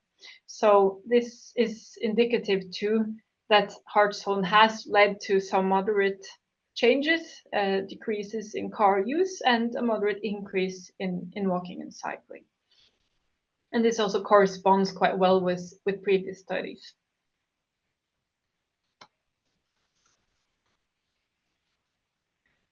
We also examined whether there were differences in traffic culture for picking up and dropping off children between schools that have implemented the hard zone and schools that are planning to. And we measured traffic culture by examining what we call descriptive norms. So that is whether you perceive or what you perceive other parents are doing in the hard zone, basically. So for example, is it common for other parents to pick up or drop off their kids by car? And this provides some insight into common behaviors and whether they have become a norm. And we found that there were significant differences in the response distribution between hard zone schools and non-hard zone schools. And we see that few parents at hard zone schools believe that more parents pick and drop off their most parents pick up and drop off their children by car. And also there are also more parents at hard zone schools who believe that most parents walk or cycle with their young children compared to non-hard zone schools.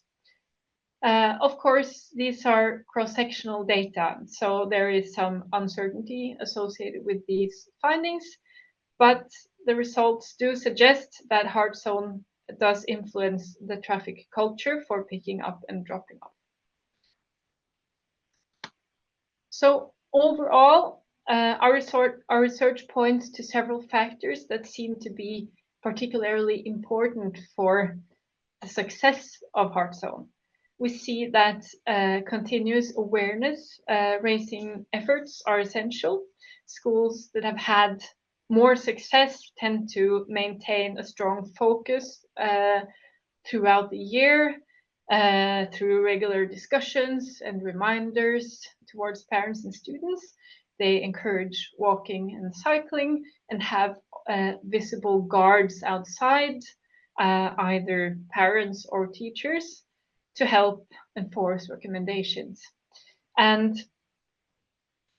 we also see that many stakeholders, of course, play an important role in the hard zone work, and our study do suggest that a broad anchoring is relevant in relevant stakeholders is very important, such as in the municipality, among relevant road owners, and also the police. However, the commitment of the school management and also the PTA appear to be very crucial. And we also see that many schools probably could do more to involve the pupils in the hard zone work, for example, through the student council.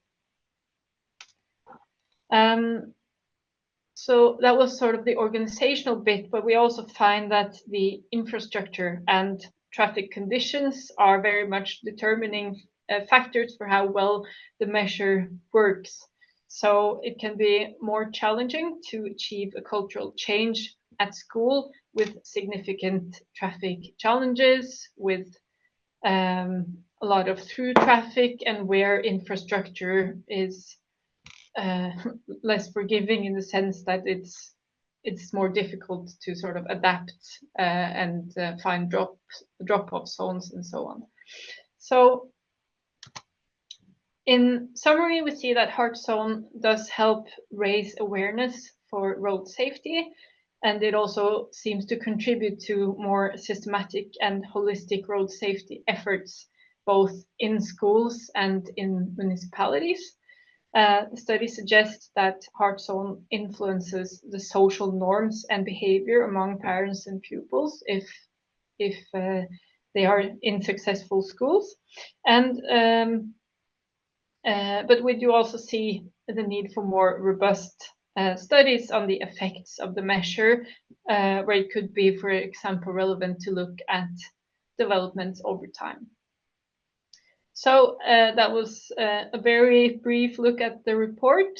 The report is available on our website. Maybe I could have, I can send a link that could be made available to you, because in our report there is also an English summary where the main findings are presented. So thank you. That was about what I was planning to say, and I'll see if I can stop share now for a moment. Thank you very much, Vibeke, for this update on the results, the very encouraging results, I may add. And with regards to your last point, indeed, the report we can put on the Learn website with a link where also the recording of the seminar and the presentation slides will be made available. So you'll all get an email once that is available online, and there you can download Vibeke's report as well. I see questions coming in, and the first question is from Lise. How many percentage of the schools in Norway have hard zones? That is a very good question. We do not have the exact number. I can say something about the study. So we actually sent out this questionnaire to all the primary schools in Norway. So in our report, we focus on the primary schools. We do know that secondary schools also introduce hard zones. So we don't have the exact number, but we had responses from, I think, 662 schools where we had a percentage of 20% that had implemented hard zone. And I think, I'll look at my cheat sheet here, I think that 11% were also planning to implement. So this questionnaire was sent out last year, so I would bet that we have a higher number now. Okay, that is great news. And there is another question coming in from Augustin, who thanks you for the presentation and asks, what kind of recommendations are not followed? And in such case, what were the sanctions, for instance? Oh, this is a good question. So based on the experiences from schools, I think that sometimes they have sort of a recommendation that children should be dropped off either on the designated drop zone or at another location nearby the school and many schools are struggling with parents just not doing that, so they just drive their children to the front door even though they have these recommendations. And in terms of sanctions, most schools don't really have, what should you say, proper means of sanctioning. So what can they do? They can sort of tell off parents. That's probably what they do. And maybe, yeah, I heard some schools have these so symbolic fines that they provide. But yeah, it does help to a certain extent, but they can't really enforce it in other ways. So yeah, I don't know if that answered your question. I think it does. Thank you. And then maybe one final question, which is from Olga, is how did you communicate the questionnaires directly to the parents? Yes, that's a good question too. So what we did was that first we had this first round to the school where we sent out a questionnaire to all of the primary schools with, among other questions, about if they had hard zone or not. And then they had some questions. And then we sent out the questionnaire to the parents to the schools that had completed or had responded, both the schools that said that they had implemented hard zone and also the schools that were planning to. So we had also 40 schools that were planning to implement it, and they also had this questionnaire. Okay. Thank you very much for your time and for informing us about the results of the hard zone evaluations. And we'll always be happy to hear if there are further updates on this very interesting project. So thank you very much once again, Vibeke. Thank you. Now we'll be moving to Germany, to Annika from the ADAC Stiftung, who will tell us about their Hi there. project Rollafit. Hi, Annika. Please feel free to take the floor. I will. Thank you. Sorry for coming in late. I have a crazy day, but now I'm here and share my screen. I hope it works. You should see it. Yes, we do indeed see your slides. Okay. Presentation. And yeah, perfect. It's works. working. All right. Yeah, thank you. I'm very happy to talk about Rollafit today. It's our youngest mobility education program, and it's a teacher's training, a teacher's workshop for elementary school teachers, and we follow a multiplier approach here. So we train teachers in order to have them well equipped so they can implement training sessions on scooters with the children, usually in physical education classes. But before I dive in, just some very quick words about ADAC Stiftung, ADAC Foundation. I don't know if everybody's familiar with ADAC Stiftung. We are a 100% nonprofit organization. So everything we do and provide for schools and children is free of charge. And we focus on two main topics: mobility and life-saving. So we stand for safe and sustainable mobility and want all people to meet their need for mobility safely and sustainably. And the other big pillar is life-saving. We stand for quick and effective help in medical emergencies, but that's not the topic I'll be talking about today. I focus on mobility, and the area I work in is mobility education. And just a quick overview, we do a lot more than just Rollafit, what I'll be talking about today.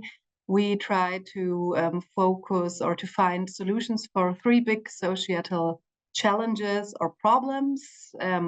So first of all, that's increased traffic volume, climate change, and lack of exercises. So all we do with our mobility education programs kind of tackles these three problems or challenges. We want to enable children to find their way safely in an increasingly complex and rapidly changing mobility landscape. And how do we do that? We offer education programs to help children deal with their own mobility behavior and its impact on people and the environment. And in terms of numbers, ADAC Stiftung is the largest provider in Germany of mobility education programs, which are like non-state programs. So schools do a lot. They are forced by the government, and it's in the curricula. And the police does a lot. And apart from that, we are like a very big provider, and try to help schools, also preschoolers, to have a good mobility education. We have two very big and kind of old programs, Aufgepasst mit ADAC at the bottom left, and Achtung Auto. Those are classical programs where we work with children. So we have a set of trainers all over Germany who go to schools and do like the classical mobility education trainings, road safety trainings with the very little ones, with ADACs at preschools or first graders. And with Achtung Auto, we focus on 11 and 12-year-olds of all kinds of schools. So those are the classical training programs where we send staff to the institutions. Rollerfit, as we will see, is different. Here we follow the multiplier approach and we train the teachers. And on top of that, we have a website, verkehrshelden.com. This is kind of the place where everything comes together. We have a lot of materials for teachers, for educators, for parents, and also for children. A lot of games and very playful stuff to kind of, have all those, the materials at one point together. And everything is downloadable. So that's the frame. That's an overview of what we do. And now let's have a look at Rollerfit. What are our goals? What do we want to do? We want to get primary school children in motion and promote their mobility for an optimal preparation for cycling. As it is that studies show that children who ride scooters safely and well trained are up to 7 times less likely to have a crash on the bicycle later on. So this is where Rollerfit comes in. We want children to move independently and intrinsically motivated on the scooters. It's a lot of fun as well. It should be fun. It's a guarantee for sustainable mobility behavior, as the scooters are like a sustainable way to move around. And training on the scooters strengthens the children's sense of balance and the sensory motor skills. So that's why it's the perfect preparation for cycling later on. With Rollerfit, we focus on 2nd and 3rd graders. So it really comes in before they do the cycling trainings at school. Our motivation for Rollerfit is this kind of chain of problems we see. So there is a lack of exercise. I think the actual WHO numbers are alarming in all countries. In Germany, it's only 1/3 of the children who actually meet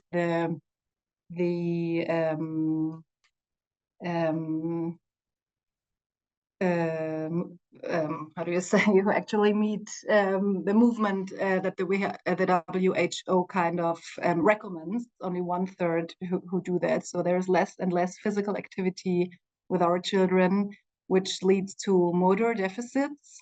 So and poor concentrations. And as we all know, the motor skills are the basic prerequisite for safe participation in road traffic. And motor deficits lead to unsafe participation in traffic. And we actually see this in Germany. The numbers are alarming in the cycling training in the 4th grade. That's usually happening. We have more and more children who actually don't pass the test since they are not able to ride the bicycle. So the trainings on the scooters strengthens the children's sense of balance and their sensory motor skills. So that's why we want to implement it at school in the physical education classes. So how does it work? How do we do it? So as I just said, there's actually a need. We need to develop the skills with the children, and it's also rooted in schools' curricula and training plans. So there is a section which kind of forces teachers in physical education classes to teach something which involves rolling, gliding, and riding. But the situation is a lot of teachers feedback us, we just don't know what to do, and we don't have the material, we don't have scooters, and we are kind of lost. So there Rollerfit comes in. We try to really offer like a all-round carefree package for the teachers so that they can get started and implement the training sessions in their classes. So first of all, we train the teachers. They take part at workshops with the workshops are very, very active and a lot of active parts, but also in theory. They can use our Rollerfit support. That's really kind of a hotline where they can call if they have any further questions, if they need any kind of information, they can call us anytime. They have our website where everything comes together. They receive a starter set, it's kind of a physical set with physical materials, with a brochure, and also with like a set of cards with training exercises for the children. And most importantly, we have the Rollerfit trailers. I will show you pictures later. These are trailers stacked with everything teachers need in order to conduct the trainings at school. So they are filled with scooters, with helmets, with a parkour, and everything is needed to get started. So this is the multiplier approach for maximal effect. It's just much more economic to train the trainers than to go to schools and like train every single child by ourselves. And it's also very enjoyable. Teachers enjoy the workshops, and also the children, they just have a lot of fun, and that's all that matters. We want to have to make them enjoy being on the scooter, moving around, and this will lead to road safety if they just get the training and get the routines and then are safe on the streets. So usually we offer one training course per school district in Germany. So we have approximately 25 to 30 participating teachers, usually one teacher per school. The workshop lasts 3 hours, as I just said, with a theory and a practical part. And then teachers can book our Rollerfit trailers for approximately 2 weeks and can implement the trainings at their schools. So we really want to ensure a long-term implementation of the topic in their school. So we have a 2 weeks period of time so that children also receive multiple training sessions, and also the trailers are supposed to stay in one region like forever, so that every year the schools can book the trailers and do this over a long period of time at their schools. Just some quick words on the workshop. As I said, it lasts 3 hours. The contents are the most important techniques, games and exercises that can be done with the children. And we also evaluate every workshop, and we get really good grades. So we ask every single participating teacher, and 79% of the participating teachers rate our training as good or very good. I'll show some more details on evaluation later. But what we see, almost a third of the teachers explicitly ask for further support in the provision of equipment and material. So this is a big problem. They usually don't have money, and schools aren't equipped. They don't have scooters at schools in Germany. So they need material and they need the scooters. And this is where we try to come in and help. Here you see a picture of Rollerfit trailers. It's a car trailer with a special interior fitting. It's very high quality, and it's also very easy to handle. It's very clear and safe, so even non-professionals can easily handle and use the material. And in terms of organization, the schools generally organize the use of those trailers by themselves. So we have a period of 2 weeks of time at one school, and then they talk to the following school in the same district, and then it just moves around in one district, and the schools organize it by themselves. But this is a problem we can't solve. We can't like drive to every German school and help them moving the trailers around, but it works very well. And what also works very well is that the purchase of those trailers is usually made via external partners or local partners that support Rollerfit in their region. So, and that's also a thing that makes us very happy, since we all know material, especially physical material, is expensive. Just some numbers. As I said, Rollerfit is our youngest program, and it exists since 2018. We are still growing, we are scaling. We finally almost made it over all German federal states. We have almost reached 500,000 children so far, and the teachers are very content. This is just an example of our evaluation. So we ask teachers, and they give us a lot of good feedback. What we haven't done so far, what I would find especially interesting, is a study with participating children, since we have scientific evidence that training on a scooter is very important for sensomotor skills and the ideal preparation for cycling, but we haven't monitored pupils participating in the Rollerfit program and kind of monitored them also over like a certain period of time. I'd be very interested in that, and we have planned something for the future. So far, we only have the feedback of the teachers, and we ask a lot of more questions. It was just an example of how well they rate us. As I just said, this is kind of the success model of Rollerfit. We are scaling and we are growing it, and therefore we need strong partners. And we get more and more ministries of education, for example, cooperating with us, also health insurance companies. And so the model is that we, as the ADAC Foundation, offer the Rollerfit trainings, the supports, all the strategy and the material and the background, and train the teachers. And we find partners, local partners, to fund the trailers in the regions, to have the material there and to really have the training working at school. What we also noted, especially with Rollerfit in comparison to our other mobility education programs, is that it increases the visibility of the ADAC Foundation as an expert in mobility education, since it is our program which combines those four very important topics. So it's, on the one hand, it's about the road safety program for children, but it tackles the topic sustainability, since scooters are like a sustainable way to move around. It's promoting physical activity of the children, and so it is a children's health program, to be honest. So we have these four important topics here, all combined with Rollerfit, and therefore we get a lot of good communication and also press work, which is also nice, since it gives us visibility and makes us visible for potential partners and scaling. So far, this was my input on Rollerfit. I'm happy to answer questions and to discuss topics. I will go out of the presentation to see you again, and I hope you enjoyed it. Thank you very much, Annika. It was indeed very interesting to hear what you're doing and the whole setup that you have for the Rollerfit project and the approach. We have one question from Lisa, who asks, what are the rules in Germany for driving a non-electric scooter? Because she mentions that in Denmark, you're only allowed to use them on pedestrian lanes and not on the roads and the cycling lanes.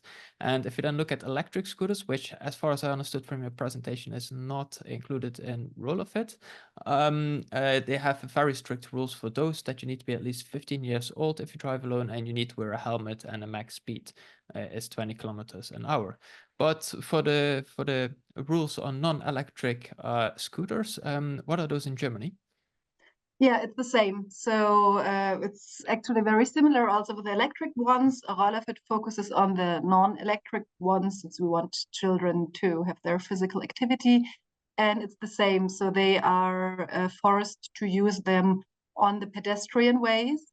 but still it is a means of transport which a lot of children use on their way to school. And even if they stay on the pedestrian lanes, they kind of have to cross roads, and they are traffic participants, and therefore we still see a need to have them safe.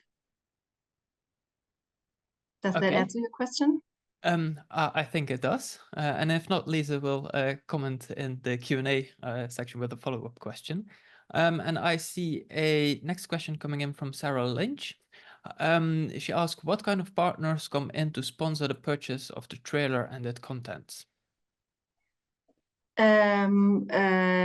Most likely it's health insurance companies or pupils insurance companies.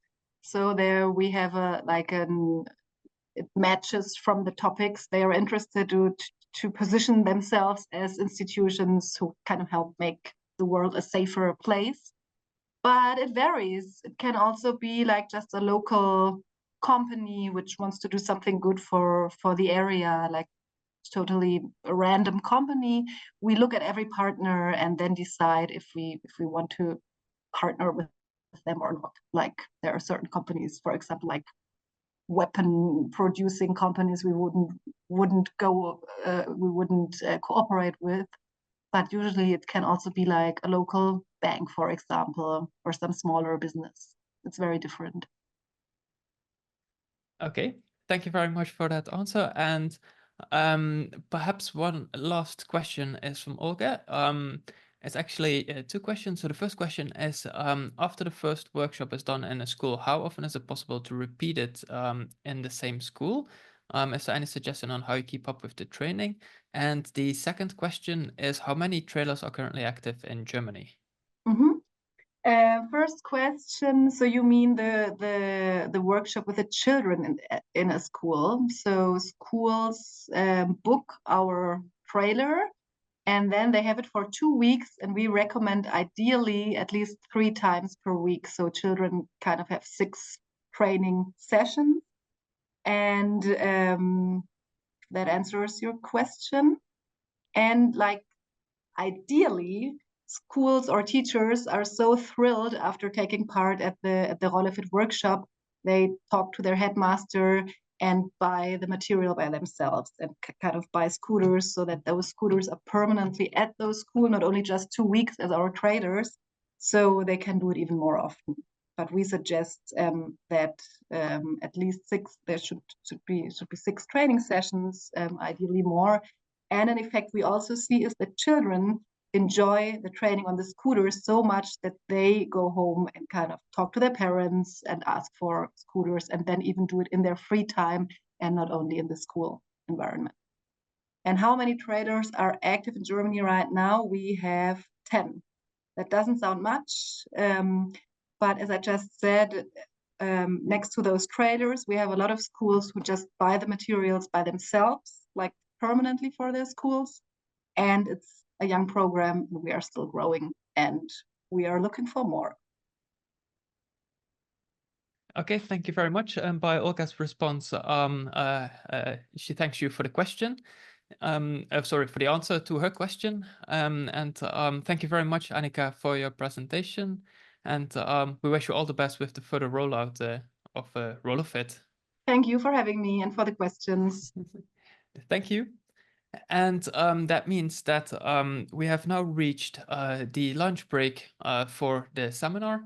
We'll be having a lunch break of about an hour and a half. So we'll start again at 1:30 Central European time with a section on cycling education that will be followed up with a section on activities for safe youngsters and young people. So I wish you bon appetit, have a nice lunch, and see you back at 1:30 this afternoon.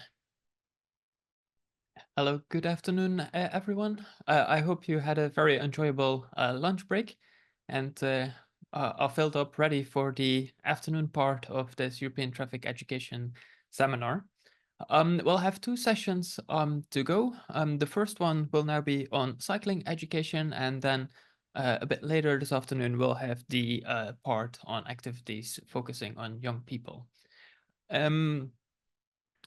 We'll now start then with the cycling education part. And the first presentation will be on the impact of school cycling training by Christopher from Cycling Scotland. And similar to the morning sessions, if you have any questions for the speakers, please use the Q&A button at the bottom of your screen to send the questions already during their presentations, because following the presentation, we'll have a brief Q&A discussion with the presenters. So Christopher, thank you very much for joining us today, and I look forward to hearing more about the impact of school training in Scotland. Thank you. So just give me a second, I will share my screen.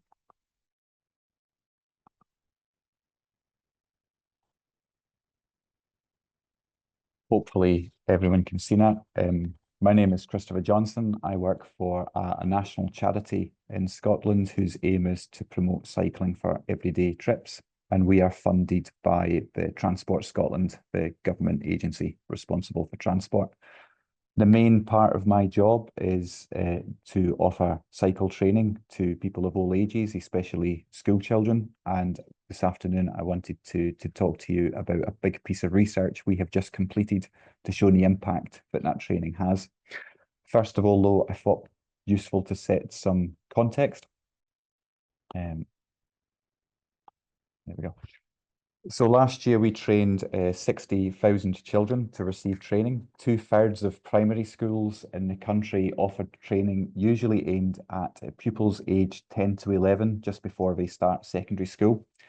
And our training is delivered on road in sort of risk assessed areas, but is aimed to be as realistic as possible to reflect a situation young people will encounter on their own. And the Scottish Parliament has supported a motion that every child should have the opportunity to participate in training. But usually the decision whether or not they receive it lies with each regional authority and sometimes even each individual school. So a big part of our role at Cycling Scotland is working in partnership to ensure that we can increase access. Now, ultimately, training has a very significant role in promoting both cycling and also road safety in Scotland, and that's partly to do with the fact that we have a very low current mode shift of people cycling. Part of the barrier to this is that Scotland has been comparatively late to start investing in high quality infrastructure, and so for a long time, cycle training was one of the few interventions that there's been. Although our mode share remains stubbornly low, under 3%, the positive is there's a lot more people do actually frequently cycle for other purposes. So there is a lot of scope for growth within that if we are to continue to invest. Of course, one of the main challenges we have, though, is the actual safety and perception of safety as a barrier. During 2023, government data shows that 404 people were injured when cycling, of which sadly 7 died. 8% of people involved in injuries were young people under the age of 16. And sadly, we know that in amongst this data, there's an awful lot more incidents people are involved in which don't get reported, injuries which don't make it onto the statistics. And so we can see that actually one of the main barriers to more people cycling is a perception of road safety and risk. Some of that is real, but if we want to increase the number of people who are cycling in Scotland, we need to carry on increasing investment in high quality infrastructure, similar to this piece in Edinburgh. And we also need to make sure that just because there's an increase in people cycling, there is not also an increase in the number of people being injured when they are cycling. So alongside training, obviously there's other interventions needed as well. Scotland has adopted a road safety framework, which has the safe systems approach, and cycle training is very much a key action within promoting safer road use. And as we said, one of the things we want to embed at the youngest age is safer decision making, and I hope that that carries through.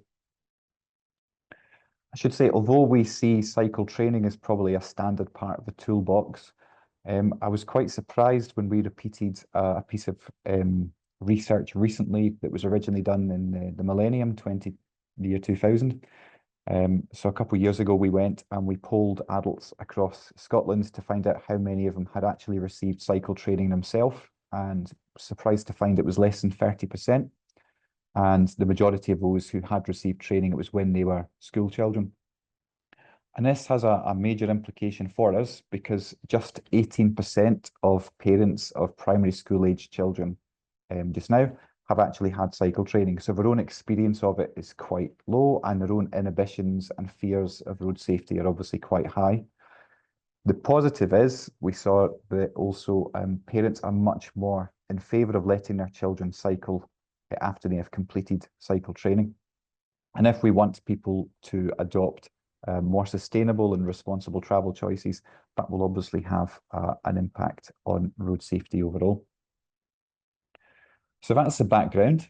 We wanted to know, in addition to obviously training more people than ever before, what impact that training was having.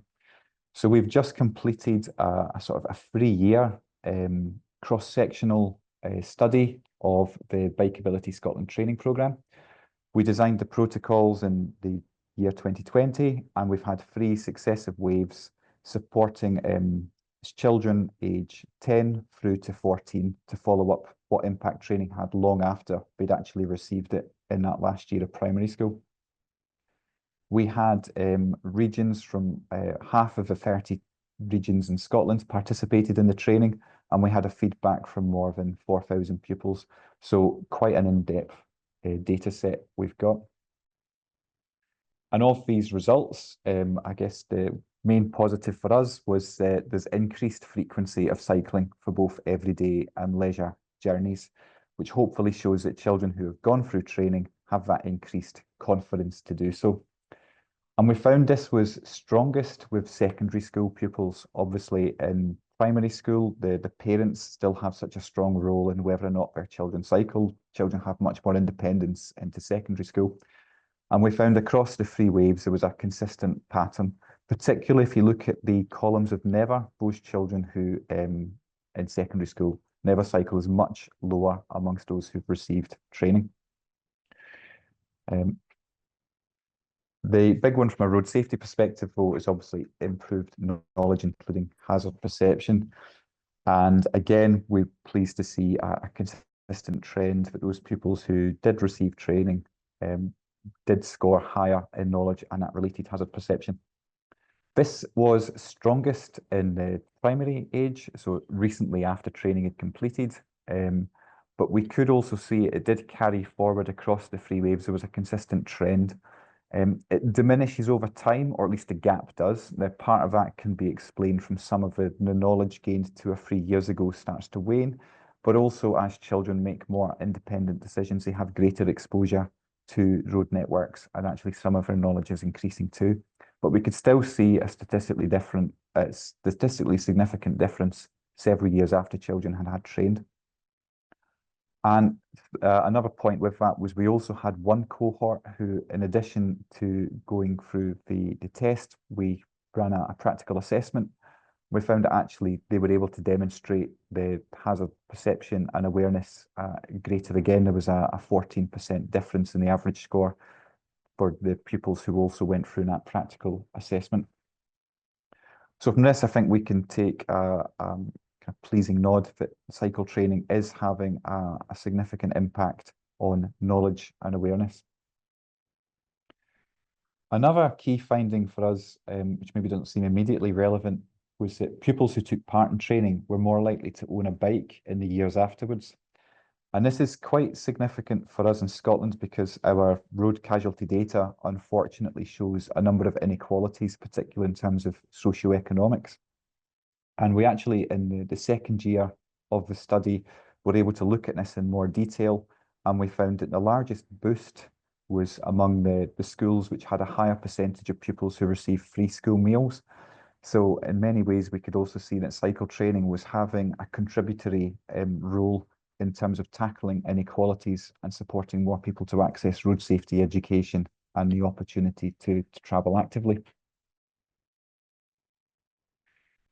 Now, the data we've collected is compelling, but as per the start, we know that cycle training is part of a bigger mix, and we also need to see the impact of better quality engineering, better enforcement, and so on.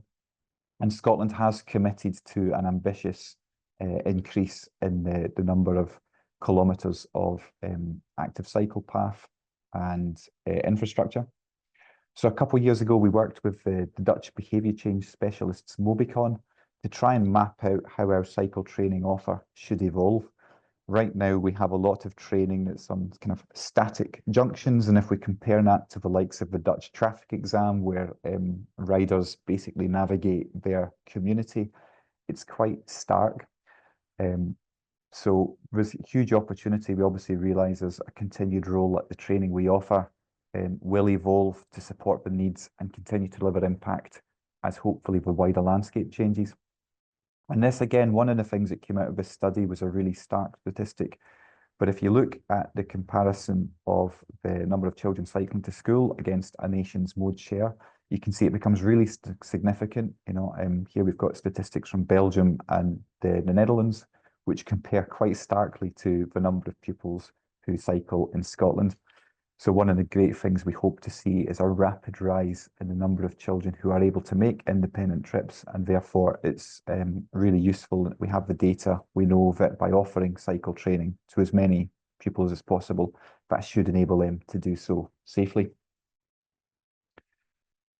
To achieve our ambition, which is that every school should offer training, every child should have access to that, we have to make a strong case to education staff. And I listened to Theresa this morning speak about the fact that road safety education is kind of cross-curricular. And whilst that's got many advantages, it also has the need to find the champion within the school to push that. And right now we are sitting at 66% of schools in Scotland participate in cycle training. That still leaves, you know, 1/3 who are not offering training, and therefore one of the things we have to do is to showcase how cycle training meets against Scottish curricular outcomes.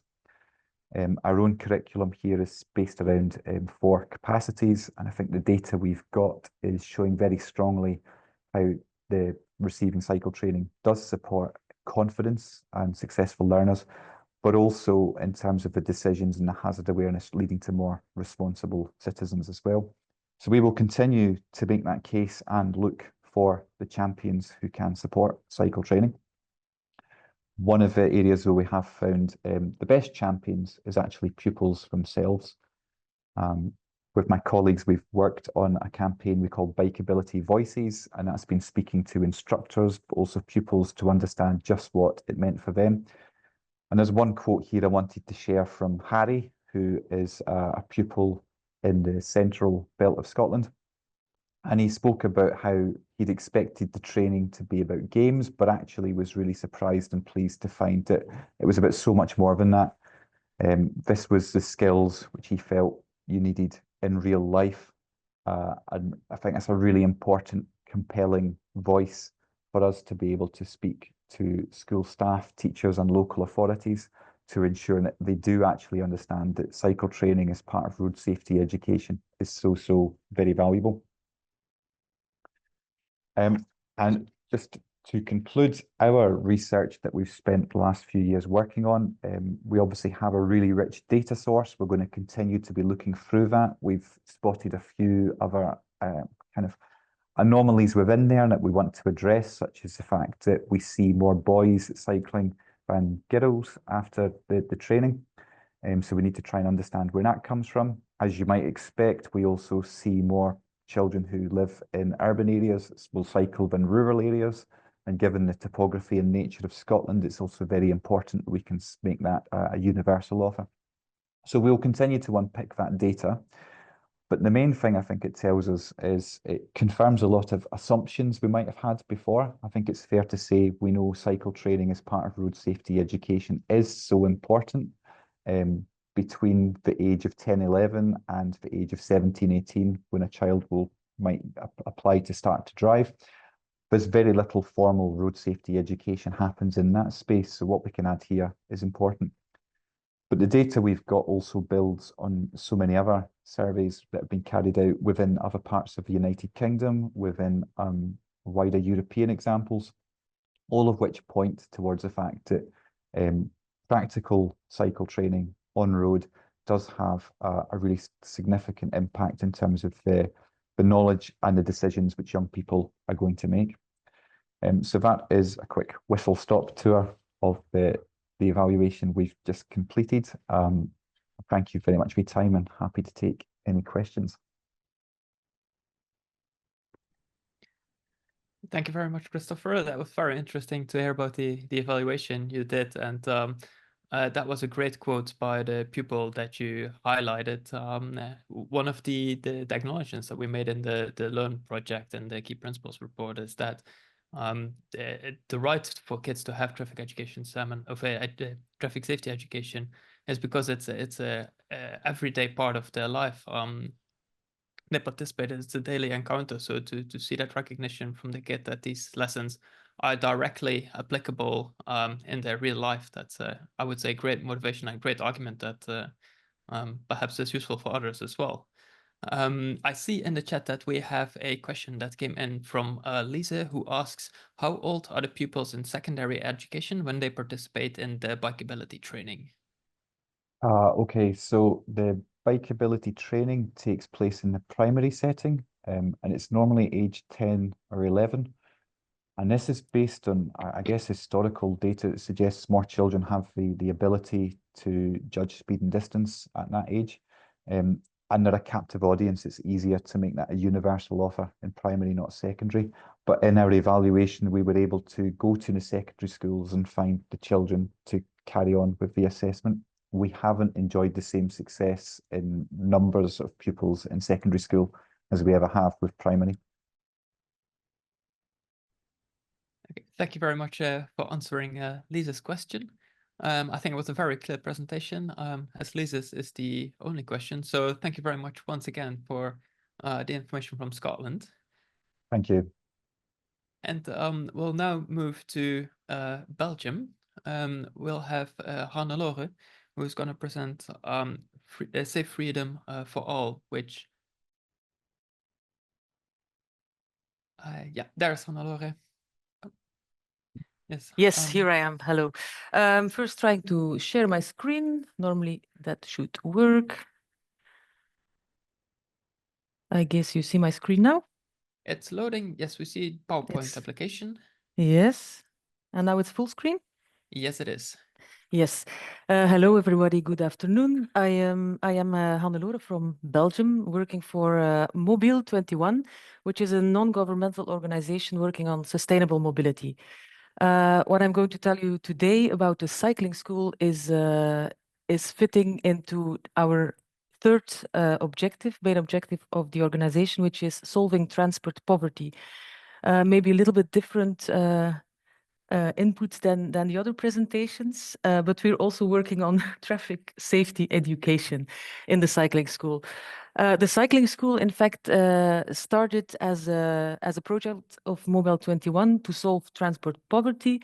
It started in Leuven. And what do we do these days? We teach people how to cycle, children, adults, and definitely youngsters as well. That's the topic of today. We also teach the trainers, the teachers, the social workers who work with youngsters. We support local governments and organizations like FedAsyl, that's the federal organization for asylum seekers, reception of asylum seekers. We support them to start cycling initiatives to make sure there's more people who are able to learn how to cycle and to get a bike. And to do that, we also develop educational materials for teachers, for social workers, but also for the people themselves who want to learn how to cycle. And why are we doing this?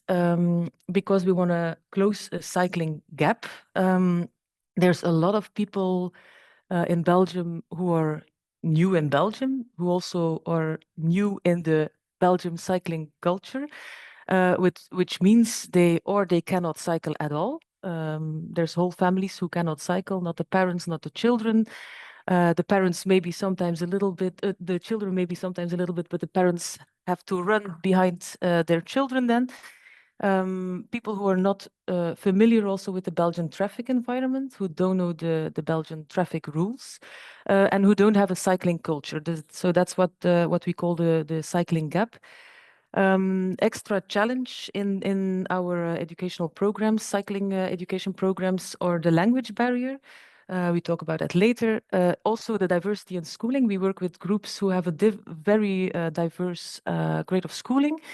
Some people have university degrees in their country. Some people never went to school, so that's an extra challenge in the programs. And we also work with people who have quite a big backpack, so to speak, which makes it sometimes difficult, or they have extra challenges in learning this physical skill. As I said, we give lessons to children, we give lessons to youngsters, and it all started with lessons to adults. So we translated the methodology for adults to children and youngsters. In fact, we're trying to bring an integral approach, like to reach the whole families, because that's the way we think we can solve the poverty, the cycling poverty problem. If you can take the whole family into the program, then you can change the cycling culture, and then you can really work on a solution for these families to get where they want to get. If we're talking about youngsters, we're talking about students in OCAN schools. OCAN means that's the reception class for young newcomers in Belgium. They are in the age between 12 and 18 years old. And we're also working in reception centers for asylum seekers. Why are we doing this? And maybe this is an open door, but I really want to mention it because it's also the messages we get from as the adults, as the children, and the youngsters. The bicycle is a way to get freedom and autonomy for youngsters. They can get around. It's also, of course, it's a solution to get somewhere, but it's also an important mental thing to be free, to be independent in your movement. That's also what the former speaker said. It's also very important, as Belgium is a cycling country, very important to belong to this cycling culture and to be able to integrate in regular education, as there's a lot of excursions with a bicycle, and these youngsters cannot participate, or they have to sit in a cargo bike, which is not very nice for their self-esteem. So it's really an empowering activity to learn how to cycle, to learn the traffic rules, to be able to move alone independently with your friends to school, to free time activities. So that's really the motivation to start all these programs for youngsters. How do we do it? We give cycling lessons for people who never cycled in their lives, and it's quite some youngsters as well who never cycled before. For everybody, we give the traffic rules, so more a theory class, traffic rules, and then it has been mentioned before a lot of time by a lot of speakers. We go and practice on the streets, which is very important. You really have to go onto the streets to learn to understand traffic, to learn to read the traffic and act and behave according to the rules, but also according to other road users who also use that road in a different way sometimes. How do we do it? We teach ourselves. So me and my colleagues, we go on the road, we go to the schools, we go to the reception centers for asylum seekers to teach the youngsters, but we also train and support the teachers and social workers who work with the youngsters so they can give cycling lessons as well. We develop educational materials for the youngsters because we really believe in self-learning and empowerment, in addition to guided learning, and we develop educational materials for teachers. I'm not going to talk about the cycling lessons, that's not in the scope of this seminar, but talking about how to learn the traffic rules. There's already my colleague of VSV, Theresa, talked about all the educational materials existing in Belgium, which are very valuable. We also refer to these educational materials. But the problem is that there's still a gap for these youngsters who arrived in Belgium at the age of 12, 13, 14 years old, and who missed out the boat of traffic education in primary school. They missed out that boat, and they don't speak Dutch, and a lot of educational materials used in the schools are very linguistic. So that's why we try to add this more non-linguistic or low linguistic approach, and more in an active and interactive way. So what do we do? For example, we do traffic walks, so without the bicycle first, to explain the traffic rules on the street to play the role game, who can go first, who has to wait. So we really go onto the streets, walking to explain, to demonstrate. You see on the picture, we also play with matchboxes to learn the priority rules, which are quite difficult to explain. It's always a challenge, and then we have figured out some ways that really work for young people, but also we use this methodology for adults as well. We do role plays on the street or on a crossing road that is drawn on a square. And this last year, we have been developing some videos, which I will show you one later. Some videos for self-learning as well, to rehearse what they learned in the classroom or what they learned in the cycling lesson. What we think is really important as well, and it all sounds very logic for us to use this traffic language like priority, direction. There's a lot of words that are very logic for us, but that are quite difficult to understand for people who don't speak the language. So we try to translate this traffic language into simple questions like priority. We never talk about priority. We ask the questions, who can go first? Who has to wait? We also try to structure this whole bunch of traffic signs into categories. For example, all the red and round boards. So we work with colors and shapes. All the red and round, that's you cannot do something. The blue and round, you have to do something. So we try to structure this whole complex reality of traffic, because it's a new language you have to learn. It's not just traffic rules. It's a new language. You have to be able to understand that language and then to act by knowing that language. And that's the whole challenge. If you don't speak Dutch, so you cannot understand the explanation, and you don't know this cycling culture because you're just new in Belgium. That's exactly all these challenges make us work in small groups, of course, so we can work at everybody's pace, and we also use the group dynamic and the qualities of each youngster to explain to each other. And then this year, we are also talking to schools who work with youngsters with mental disabilities, also because also for that group, not only for newcomers, but also for that group of youngsters, these extra educational methodologies seem to be very useful to teach the traffic rules to these children as well. So they can also get that independence to go to school by cycling or by walking even. The content of the videos we're making videos on how to learning how to ride a bike, definitely on learning the traffic rules, so really the traffic rules theory, and then also learning how to cycle safely in traffic, what we call defensive biking. These videos are all made by with support of the Flemish government and support of the federal government through the Fedasiel Association, which is responsible for asylum seekers. I'm going to show you just quickly one of the movies we are making. It's a bit weird because I don't see your reaction, but feel free to react in the chat as well or later.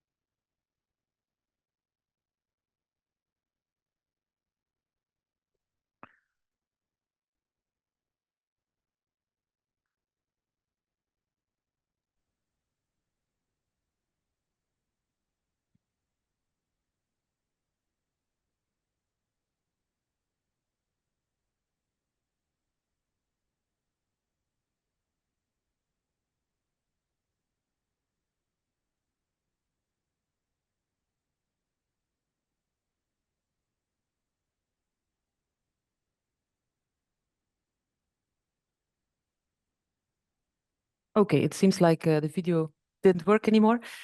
So I'm going to the next slide. Why are we making these videos? Because there are already existing some videos on explaining the traffic rules. We are making these ones because a lot of videos are working with animation and with a lot of language. So we try to use as less language as possible.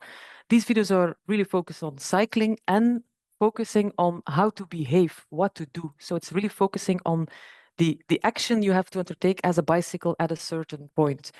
It's Dutch spoken in easy language. So people learn Dutch at the same time a little bit. They are very short. We made a lot of different movies on different subjects. And we try to use as many special effects and little animations to really try to explain what is correct, what is wrong, to show what is a priority to the right, for example. So we hope this is an added value for people also who don't have the opportunity to go to school to learn the traffic rules by themselves. And next to that, of course, like I said before, we go into traffic. Also, again, in small groups, one teacher with 2-3 youngsters maximum. And it's really learning on the street. So it's not just doing a cycling tour. It's stopping at every situation, analyzing the situation together with the youngsters. What do you see? Which signs do you see? What do you have to do? And again, translating the traffic language and demonstrating, letting them demonstrate, letting them give feedback to each other. So there's a lot of self-evaluation or evaluating each other in our training on the street. Of course, we do it step by step. We don't go into the high-intensity streets immediately. We start in car-free zones, then we go to low traffic areas, residential areas, to get used to other road users. And then step by step, we go to the city center. In the beginning, people learn by imitating. The students learn by imitating. And at the end, they are ready to cycle in front and to really read the traffic themselves and understanding and knowing what to do. What we think is important is that we use a mix between learning and enjoying cycling, because we really want them to become a cyclist and not only to learn them the cycling rules. We want to make this bicycle a change in their lives, to make their lives easier, to solve this transport poverty. Important, it's maybe detail, but for us, it's not a detail to celebrate their success, to make a little party, to give them a certificate, because for a lot of these youngsters, it's the first time that they learned something in Belgium. They're always very proud that they were able to learn it as well, and it's a motivation to keep on cycling. We monitor. I'm not gonna go into detail here, but we monitor the learning process not only as a basis for the certificate, but also to adapt our methodologies, to change the approach if necessary, and that's for cycling skills and for the cycling in traffic. And the data, or sometimes a good argument to get some sponsors to get more, to be able to get more people on the bicycles. Not going into detail here either, but we think it's very important. The former speaker mentioned it as well. We believe, and it's a figure of Angela van der Kloof, who has done quite some research on cycling education and on cycling culture. Next to the cycling education, we are also working on the access to a bike and on the appropriation. So really becoming part of this cycling culture. To do that, we have many partners, and that's also that's in the cycling education and in the working on bike ownership. We have the volunteers, we have schools who are very important because they have to be aware of the cycling gap. So we really campaign about that as well to the schools. They also make sure there's a lot of rehearsal and there's possibility to practice in sports lesson. That's still a big challenge because we heard it before. A lot of schools don't have the time to do it. And it's also a very specific topic. So that's why we are developing educational materials for the teachers to explain these traffic rules and to work on traffic education. The parents, of course, but I talked about that, to install this cycling culture in the families. Neighborhood associations who help for motivating the youngsters, but who also help with cycling repair, bicycle rental, so these youngsters can keep on cycling. The local governments, of course, very important. Other organizations are mentioned. And then we also try to connect with some companies as well who think it's important that all people are able to cycle. Cycling changes lives. That's our baseline, and we hope we can make a difference to make sure everybody can cycle safely in traffic, and not only the people who are happy to be born in Belgium and get some cycling education in primary school. Thank you very much for listening. If you want to become an ally of the cycling school, be welcome. And if you have any questions, please feel free to put them in the chat or to email me later. Thank you. Thank you very much, Hannelore, for presenting your project, which I think also very much underlines that traffic safety education goes well beyond school education. And as well with the Learn project, I mentioned in the beginning that we focus mainly on school education because that's where most of the activities are provided. I think yours is an example of the lifelong learning that road safety education should be. So also targeting parents. So thank you very much for presenting your project. I see in the Q&A section, we have one question from Barbara who asks, how old were the youngest participants of the bicycle school? The youngest participants are 6 years old. In fact, sometimes we go a little bit lower, but we go to children of we start from 6 years old because that's where the cycling gap starts a little bit already in primary school. Okay, thank you very much. That's very young indeed. I think there are no more questions for you. So thank you once again for sharing your project with us. You're welcome. I wish you all the best. Thank you. And with that, we move now to another target group that we usually don't cover within the Learn project, but we have 3 presentations on activities that are very interesting that focus on the safety of youngsters to ensure safe youngsters and young people.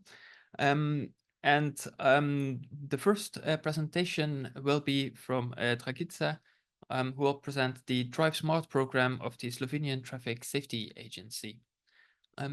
Dragica, feel please free to start your presentation.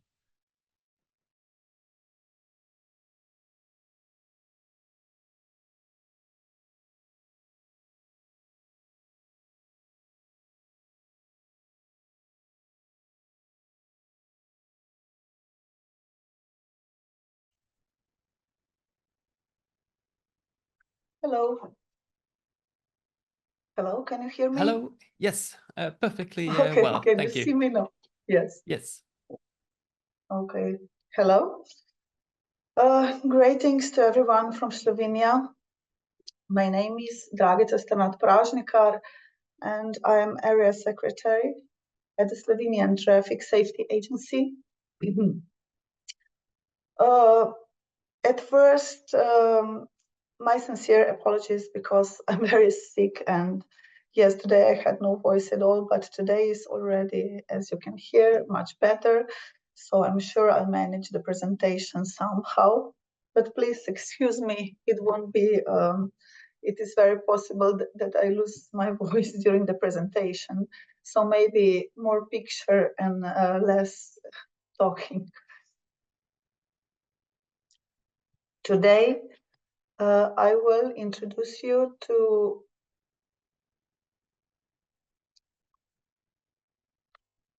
the Drive Smart program for secondary schools.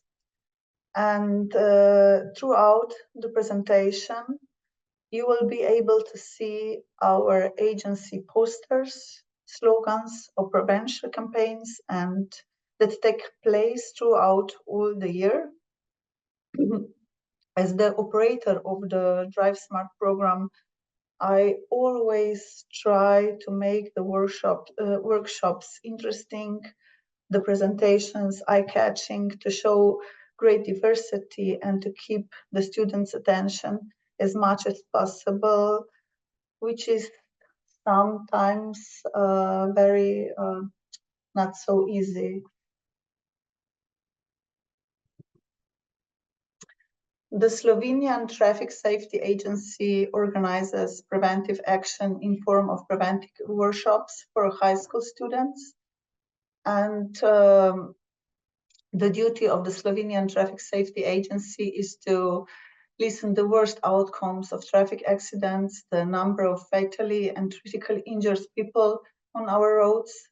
So the goal of the Drive Smart workshop is for the youth to give attention to traffic safety and thus lessen the number of the young fatal injuries.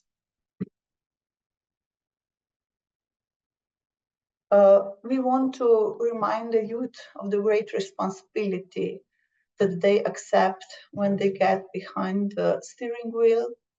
Young drivers, especially beginners, are often the cause of the traffic accidents and in many cases also the victims, along with passengers in private vehicles. The youth safety issue doesn't stem from a lack of knowledge about traffic regulation, but rather from the want to test limits, impress peers and attitudes towards safety regulations. So this workshop is really not about traffic regulation, it's something different. With our workshops, we want to encourage the youth to think of how their action impact traffic safety. The program is suitable for students from any high school grade, as it is in these years, they first become independent drivers, so they are from 16 years old to, let's say, 19 or 20. The program includes the following: risk factors that are the cause of young people traffic accidents, drugs, alcohol, speeding, and phone usage. And as you can see on this slide, these are our posters, these are our slogans for different campaigns.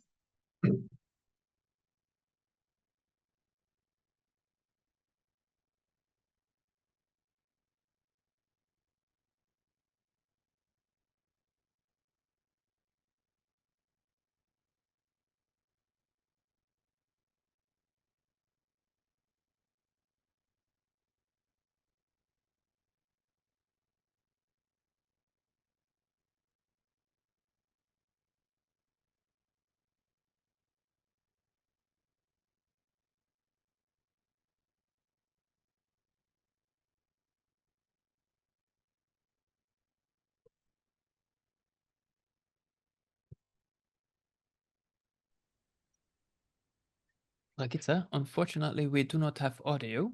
That was supposed to be included with the video, correct?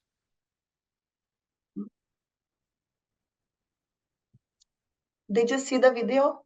Yes. Yes. At the Drive Smart workshop, we show preventive films to students, and most of these films are produced by our agency, like this one. The purpose of this broadcast is to influence the emotions of young people, to encourage them to think about the consequences of their action. We then debate the film shown and students share their experiences. The response is good and the students are interested and cooperate very well. One of those films we show is about alcohol, and we saw that now. We also conduct workshops in cooperation with the police.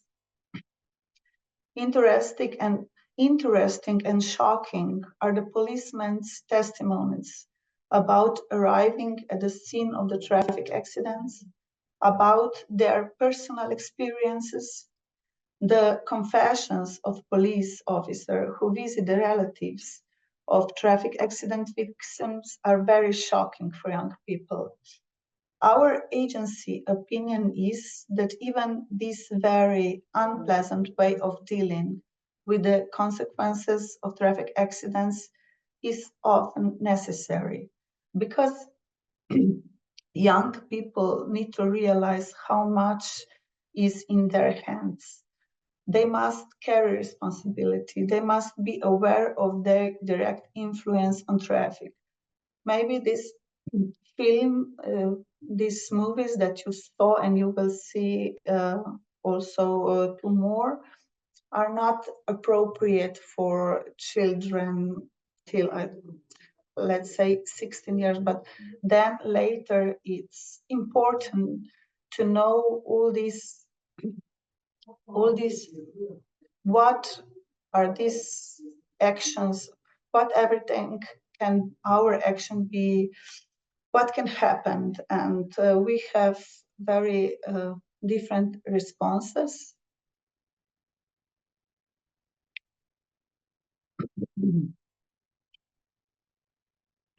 We educate over 1,500 young people yearly. 1,500 to 2,000, maybe a little bit more. Now, you may think this is not very big number, but it is more individual approach. They are up to 30 students in one group. This is one class, and it is very important for us, this individual approach, that everyone can express their opinion, share experience, and participate. And then also it's very important for us that everybody can participate in this practical part of workshop. So we also, in addition, all the young participants of the workshop are provided with reflective bands, which enable them to be more visible during winter when the days are shorter. And this is maybe something to take with. Now, the duration of a Drive Smart workshop is from 2 to 3 hours. And in this moment, and this is very important also, that workshops come at no cost for schools. This is very important. So the schools which have maybe problems to financing some stuff there is available in Slovenia can then have this hour workshop, which is no cost for them. We present our workshops in various parts of Slovenia, and our aim is to have balanced regional representation. Now we will watch a video on an important topic, and important topic for young people, and that is speed.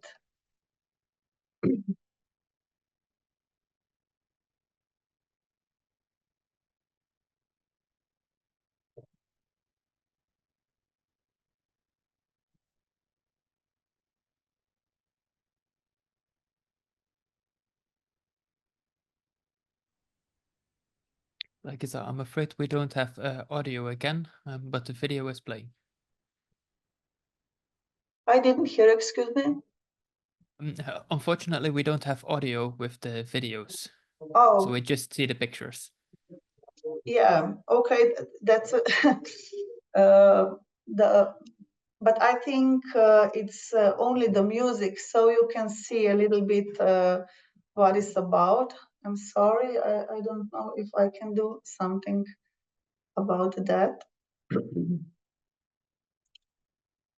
What are our goals? The workshop main goal is to change mindset and encourage positive attitude towards traffic safety, so that the participants become aware of the responsibilities that comes with traffic participations.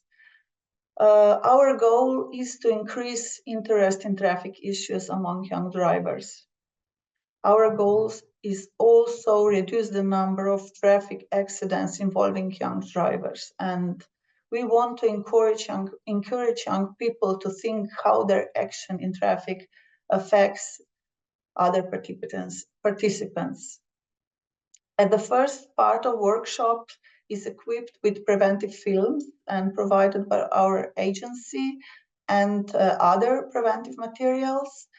And because these workshops are like I said, 2 to 3 hours, the second part includes the practical test about previously discussed topics. So that's why is the group smaller, only to 30 participants. Students can measure their collision weight on demonstrative devices and can also try out our alcogoggles.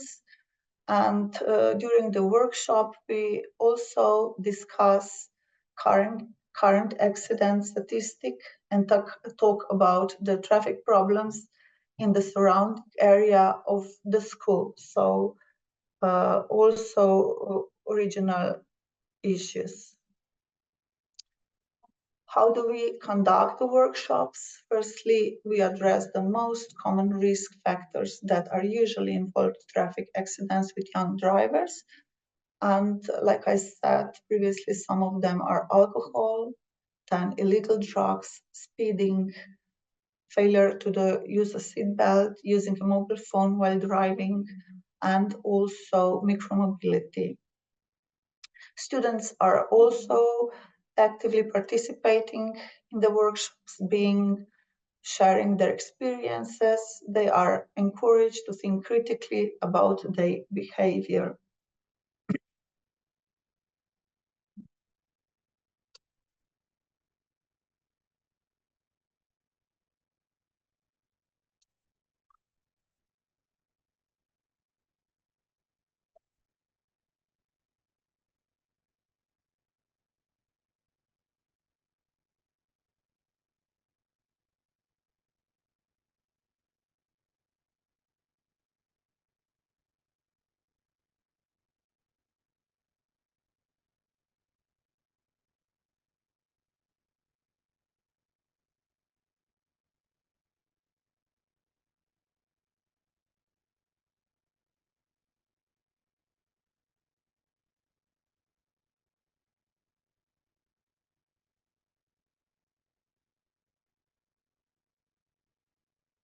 Like I understand you didn't hear, but the purpose of this broadcast is to influence the emotion of young people, to encourage them to think about the consequences of the actions.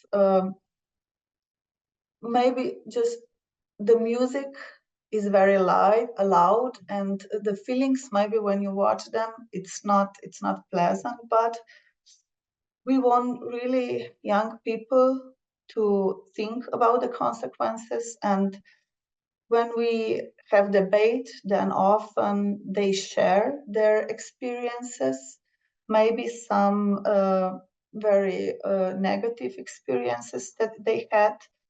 The response is good, and after a while, I think all the students are interested and cooperate very well. So it's not about traffic rules, it's really everything about the emotions of young people, that they are aware how important they are, what they do, their actions. At the Public Agency for Traffic Safety, we aim to raise awareness with our Drive Smart program among young people, and we were really we want to really reach more young people. We hope this year that this will be 3,000 and then so on. And we truly believe that such preventive action and education can, in the long term, bring about really young people positive changes and we can, with this very personal approach, improve traffic safety of all participants, but also very important among young people, and get one step closer towards Vision Zero.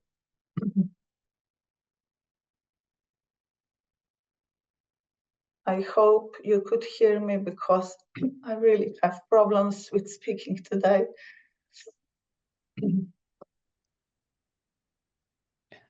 Thank you very much, Dragica, and it was all very clear, and your voice held perfectly well. So thank you very much for presenting the Drive Smart program from Slovenia, and we wish you to a speedy recovery as well. You.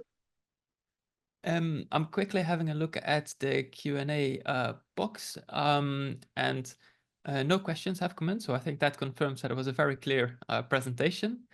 So thank you once again for your presentation, and then we'll move now from Slovenia to Germany, where Tanja from the German Road Safety Council, DVR, will be presenting their activities focused on youngsters. Good afternoon, Tanja. Hello. Hi.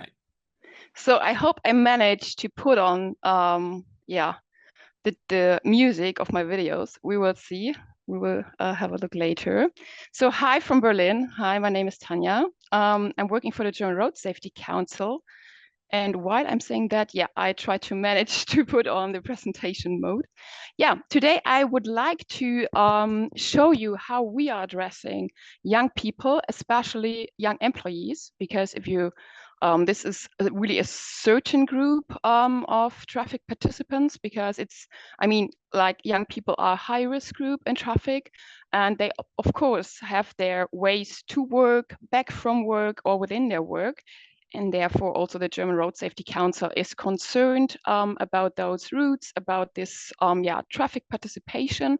And today is really all about the target group of young people between 16 and 24. And I would like to show you how we are trying to reach them, because it's a really a tricky target group, especially for like safety messages, about like safety messages at all. We all know from traffic communication like science that is really hard to get them, especially for example with some fear appeals. So we are trying to we thought about another approach to reach them and to put there our prevention messages. So I'm going to show you today a TikTok channel that we started last year, and how we are evaluating, or how we are doing content for that, and with who. So why are we doing this? It's quite obvious, because the young people in Germany, but also worldwide, they have a huge accident rate. The most common cause of death for people between 15 and 25 are traffic accidents. In Germany, last year, 342 young people died in Germany in traffic. And this is, like, just for comparison, almost an entire Boeing 747. So this is, of course, for us as a German Road Safety Council, really important that we address this young target group, this young high-risk group. And we, like, our target group, therefore, is young people, trainees, career starters. In Germany, we have this apprenticeship program where people are, when they're starting to work, they are in an apprenticeship. So they start with 16, 17, or 18 after they finish school, and they have some time in the organization, in the company, but also they're attending school. So this is like a dual system, just for people who might never have heard about that. And so the target group are those 16 to 24 years old career starters. So like every person who has to go to work or to school for work, we are addressing with this channel. And there's another specific thing about the topics we are addressing. It's in the context of trade and logistics, because we are doing this project together with the Accident and Prevention Insurance Association. There are several ones in Germany, and we are working with the insurance associations for trade and distributions of goods. So we have trade and logistics as a main topic in our videos. And if you think about this target group, about young people, you can not think about social media, because this is all about people, or if you want to reach this target group, you have to be, in our opinion, you have to be on social media. And after analyzing what social platforms they are, like this age group is using, we decided to go on TikTok, to use TikTok for our prevention messages. And our mission is to turn those who are affected into contributors. Because if you think about, a lot of campaigns are made from people outside the actual target group for the target group. So it's really hard to really find the tone, find the topics they're really interested in. Especially if you go on a social media platform like TikTok, it's really hard to get the vibe, even if you're just 5, 6, or 8 years older. Even then, it's really hard to really get the point of this platform, to really play with the mechanisms and to really have the goal that people are actually watching the videos. So we thought about, okay, why not taking the target group and asking them to collaborate with us and do their own content for their own target group. So how do we do that? We call it a peer-to-peer approach. We take the target group, and they're doing their content, as I said before, for their own peers, for their own target group. So because I can't say what kind of danger, what kind of hazards are there within the workplace in trade and logistic jobs. So it's really important to give them, to hand them the microphone and to give them the opportunity to see them as experts for their own dangerous situations, nearby accidents, and all these situations that might cause some hazards. And with this approach, we are communicating on equal levels. So we don't say from a higher level above, so please don't do that because it's really bad, or it's really you might die, or these kind of things. We really try to be on an equal level, to say, okay, this is the scope, this is safe mobility about. We're giving them some, we educate them, tell them what these routes, the ways to work and back from work, the different vehicles at work, what they are all about, and why are there some dangerous situations, some hazards, for example. And therefore we get their point of view, we get their daily routines, we get to know, okay, what's happening there, and what needs to be in their attention, what needs to be in their attention focus. So our TikTok channel, we released it in 2023, last year in October. This is how it looks like. The slogan is "Komm gut an." It basically means get there safe, be safe. It's really it's a really short phrase. And we reach last month we reached 730,000. We have 730,000 views per month. We reached 350,000 young people approximately every month. And since we released this channel in October 2023, we reached 3.7 million young people, and they 7.8 million views. Views is how often a video was watched, and so this is a huge number, or a huge scope of people. So we're quite happy with those results. Of course, we're using media budget, to be honest, because if you have but we're really focusing. We use TikTok analytics to look what video is really performing really well, really organic, what is performing good in a good way without any media budget. And that's a hint for us to put media budget, because then it's really, it's good for the mechanism. So it's good for like the people really watch it, like it's really interesting for the target group. So we're using TikTok analytics to to improve the whole video presenting situation on TikTok. And like to have a little insight what kind of videos we are talking about, I brought 3 with me. So I picked those who work just with sound. Hopefully they work with sound, but without language. You will see that you don't need any other you don't need any language. The first one is about why those yellow lines are important to really like to focus on or to be aware of them. So let's see if the sound is working.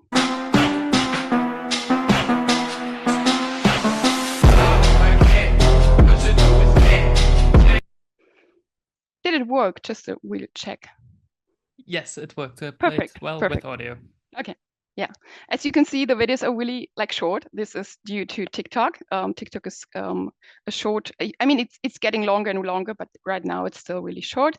So this is about keep behind those yellow lines. Otherwise, like TikTok is functioning with a lot of humor, as you can see in the next one. This is about distraction. If you're at work and you are distracted.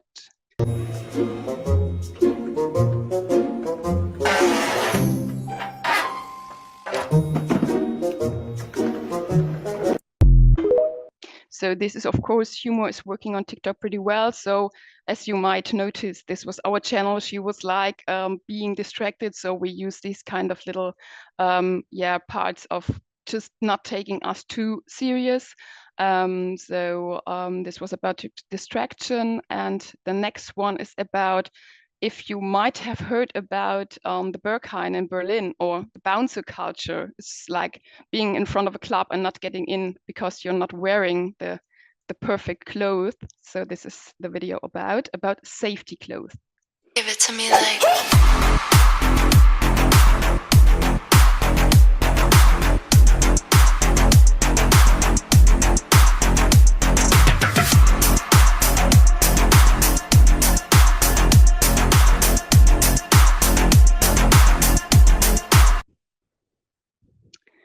Yes, so those are really like, oh, sorry. It's starting everything again. So what I wanted to say is those videos are really about the workplace, but we also have videos about the public traffic. So our topics are distraction, of course, because of smartphones, mobile devices, or whatever, but also distraction thoughts, conflicts with colleagues or with leaders, or with like private conflicts that really that gives us that distract us from the actual situation, or maybe maybe they have to do a task and they never did it once, and they have to do it the first time, and they're so distracted and they might not recognize other things. So it's a lot about distraction, a lot about not being in the situation and therefore not recognizing that something is happening around you. So our topics are about distraction in public traffic. So like basically on the ways to work and back home with every vehicle they are using, car, e-scooter, bike, pedelec, e-bike, whatever, motorbike. And also within the workplace, in the warehouse, for example, in the corridors, in the parking lot, in the office building. So this is basically the topic scope we are setting for the content.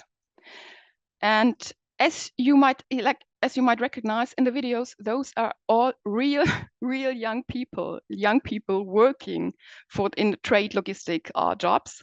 And we just ask companies if they like to send us, if there are young people who are motivated, who would like to work together with us in workshops, or or like for shooting, shooting days. So we have 2 types of involvement. the workshop is more about creating content. So we're inviting the young people to Berlin. They get everything paid. We paid for everything, accommodation, train tickets, dinner, whatever. And we have in total, so 2 or 3 trainees per company participating, so they don't feel alone. So they have some like a buddy when they show up here in Berlin. And then we usually have like a group of 10 trainees from different companies. So we have different views, different hazards, different danger situations that come up. And then we give them an input to safe mobility because kind of a little education impact for them, for this small group, and also to give them an idea of the scope of safe mobility at the workplace, safe mobility on the ways to work and back home. And then they are motivated, or we ask them to create content, to think about situations, to think about their daily work routine, and to write down some situations, some content ideas, and to also to think about how can this idea work on TikTok as well. So what kind of mechanism can we use? What kind of mechanism or trends you love on TikTok, for example? And how can we put this content into this frame to transport it to a greater audience in the end? And after the workshops, usually we schedule one day in the company. Then we are traveling to the company with the agency we are working with, because those are camera experts. And we are filming on location. We are filming the ideas they created a couple of weeks ago. We are filming in the warehouse area, as I said before, in the corridors, in the office building, everywhere. It is permitted, it is allowed to film, of course. We're talking to the company what areas they would like to us to where we can film to get the to be safe there. And this is how it looks like when we are there. As I said, it's really like communication of equal level. So still when we're already filming the ideas, there's still some room for I don't think this idea works. Can we just do it in another way, from another angle, or can we just add this one or whatever?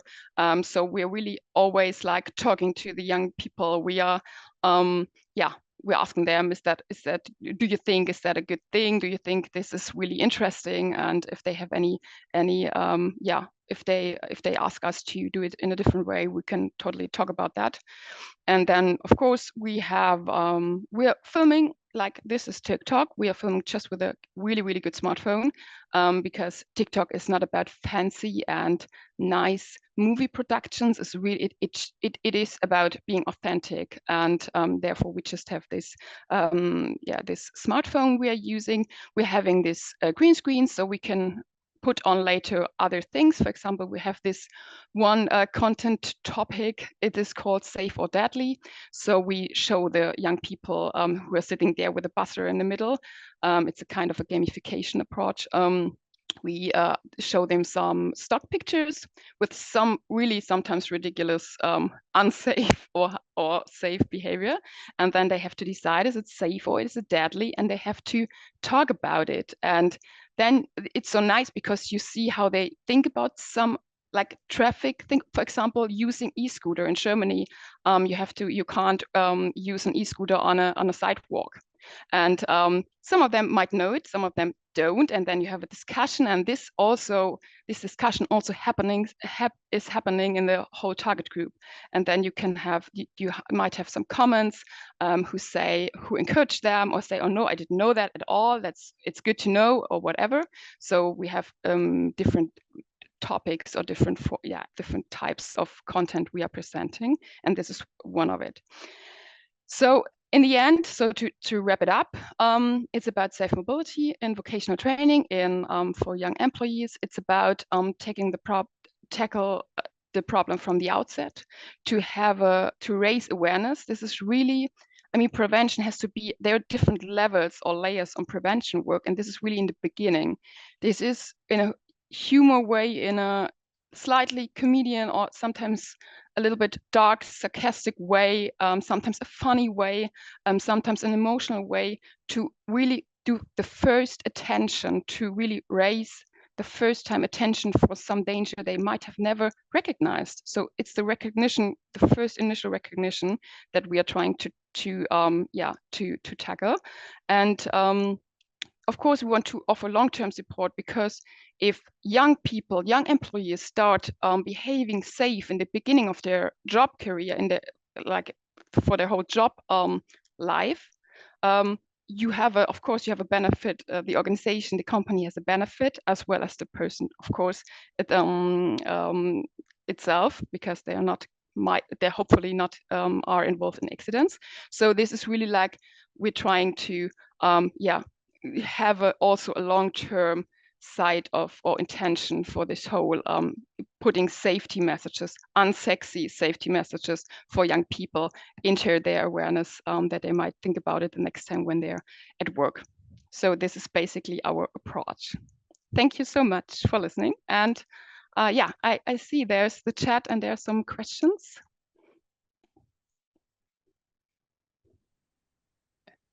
Thank you very much, Tanja, for your presentation on reaching young people. I'll quickly close your presentation. So I did see one question come in the chat. This is from the previous speaker, Theresa, from this morning, who mentions that it's a very interesting way of reaching people. And it's she recognizes that it's incredible how big Komkutan already became in 1 year. She asks, do you have tips or advice on how starting with the peer-to-peer approach? Also, when we're not only in social media terms, how can we reach young motivated people, and how do we keep them motivated to cooperate with us? Mm-hmm.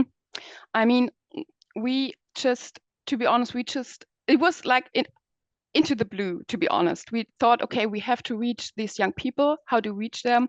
Throughout the companies, because we do prevention work for work-related routes.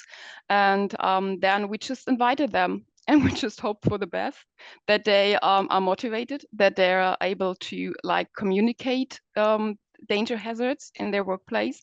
And it worked out pretty well, because we recognized, and I think we had around 7 workshops till now, or 5.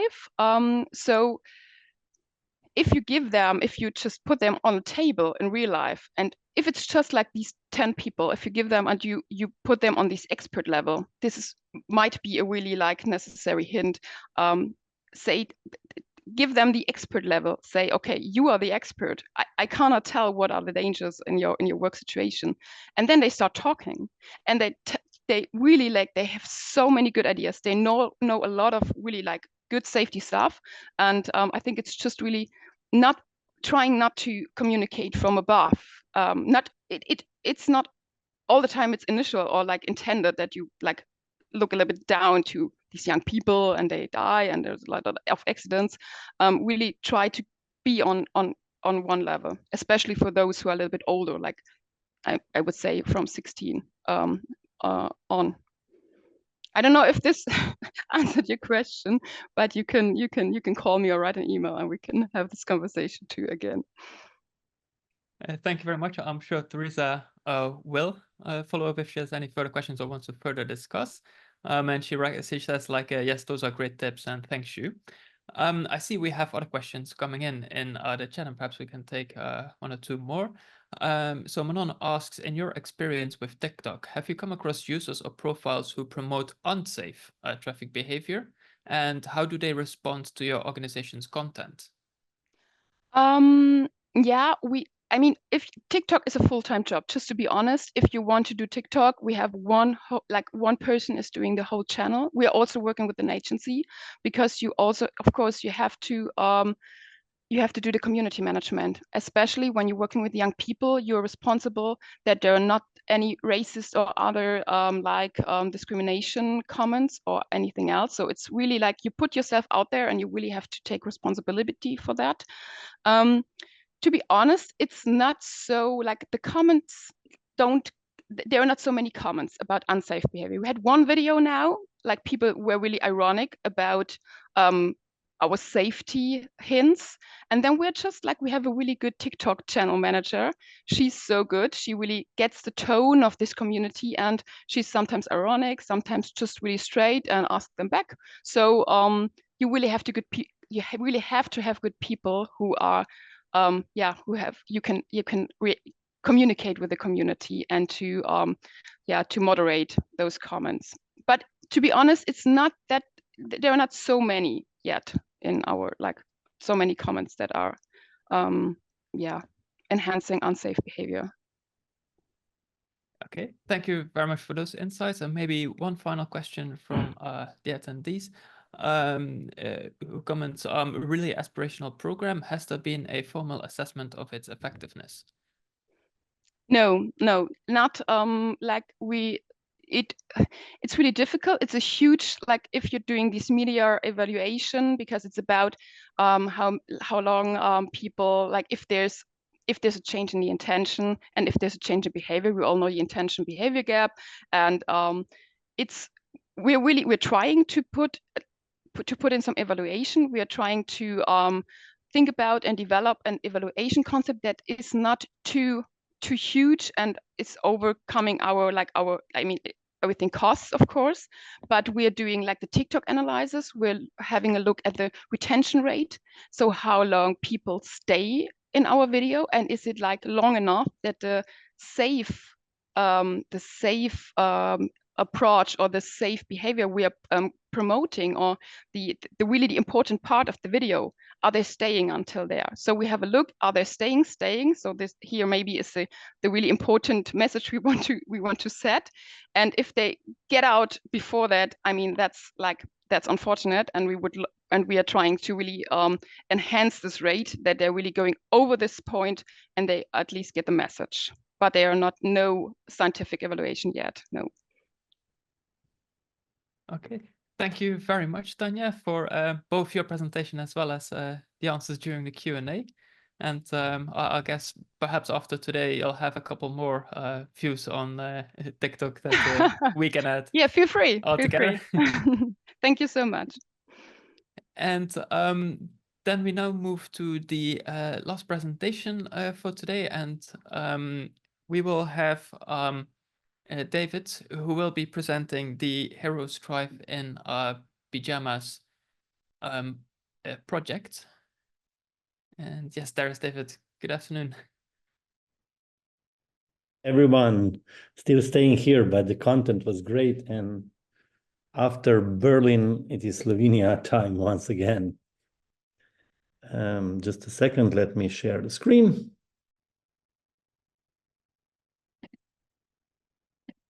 Okay.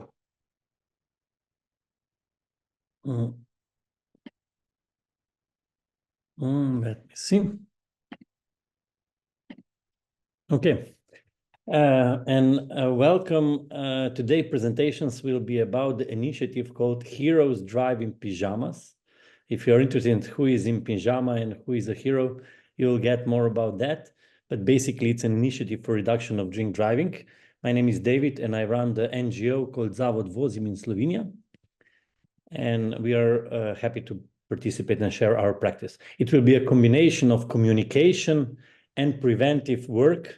So last and the previous presentations also sort of combined. Today you'll get an answer, who is a hero in pajamas? What initiative for reduction of drink driving did we manage to implement in last 7 years? And importance of involvement of youth in all the activities of Zavod. What is Zavod? It's an NGO, and basically we give impetus to a positive social change. That is what we do. And basically with a holistic and inclusive approach, we encourage challenges, habits in a creative way, and we contribute to solving social challenges, mostly focusing on safety, responsibility, and building sustainability. What is important is that in all activities are connected with personal experiences, but are upgraded into the way that you'll see. These are some of our initiatives, but basically road safety, alcohol abuse and other substance use, mental health, and rehabilitation are important parts that we are working on. In Slovenia, basically every year, as we are a small country of 2 million people, we are doing with our programs, last year was 59% of the generation of young, mostly high school people. And since beginning, it's more than 2,000 workshops, for example, and in last year, we did it around 300. These are some of the pictures, but let's get to the point. Heroes Drive in Pajamas. In 2016, when the initiative started, 1/3 of road accidents in Slovenia were caused by drink driving. 1/3 of those were caused by young drivers.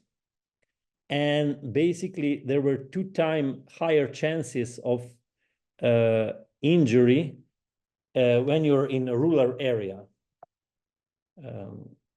And we started, okay, let's put young people into the problem and the solution at the same times. And we started with the 2-phase approach. One was based on awareness raising, and second one is on the behavioral change. When we are talking about awareness raising, it is a national media campaign, local, and when 7 of them, today we'll present 2 of them, but basically every year we need to open another perspective and in a creative way about alcohol and drink driving. And on the other hand, we have a behavioral change, local prevention model that will also be presented. This is how we started. Basically, we said heroes. There were parents taking younger kids to and from parties, but they were mostly hidden because kids were embarrassed that parent is taking them. But at that time, your parents are making two very good contributions.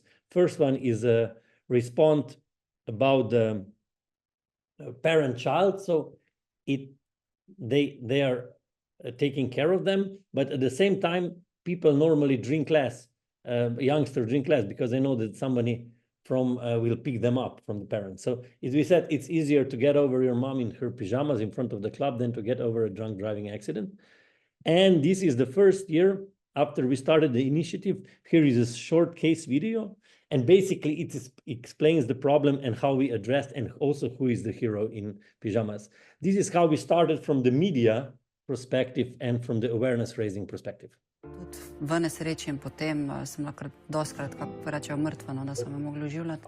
Driving under the influence is the reason for every 3rd road traffic accident. Posledica je bila zlomljena 3-vratna vretenca in tetraplegija. In v bistvu od vratu navzdol ne bi nič bilo, od vratu navzdol. In tudi po poškodbi sem dejansko samo desno rambo lahko premikal.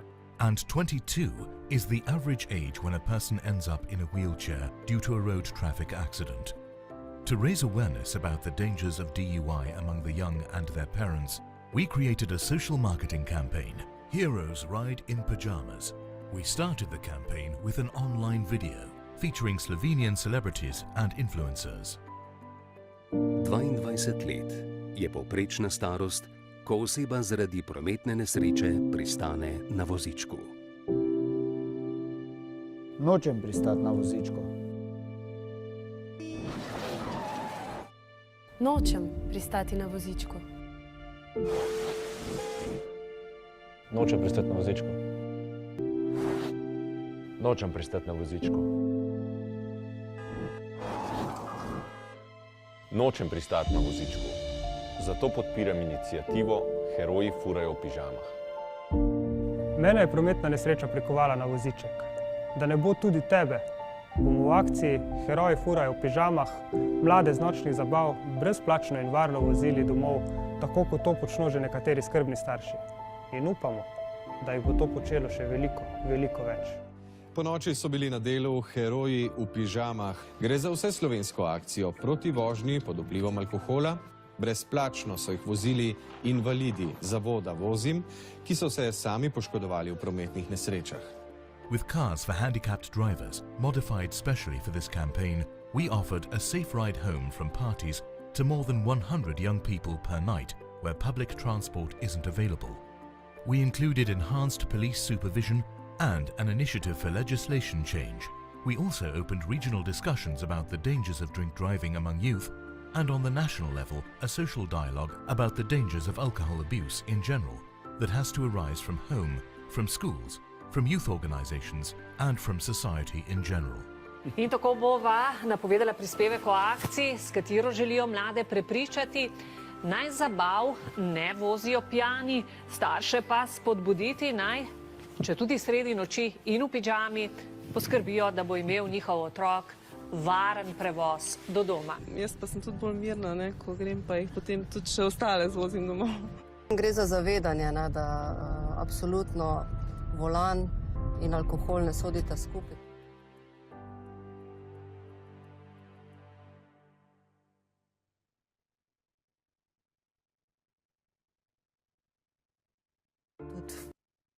Okay. And this is how we started. And one third initiative, also the campaign. It was a very interesting campaign based on we started with a message that women are better drivers than men. And a lot of Slovenian very famous influencers, especially women, posed that message. And 1 week we didn't comment that at all. And there were like men going up, that's not true, we are better, we drive more, and so on.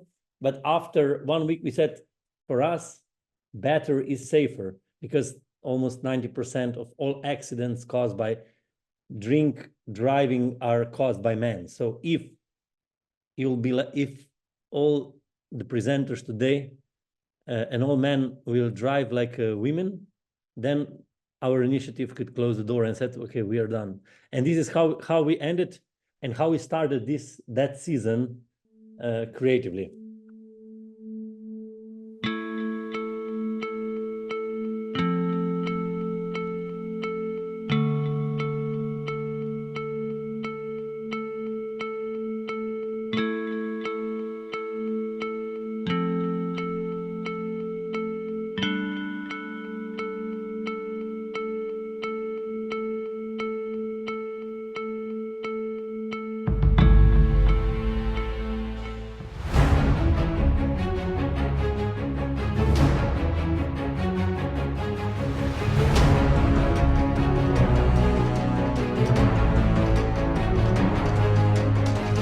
Morda poznaš cesto, alkohol je zagotovo ne.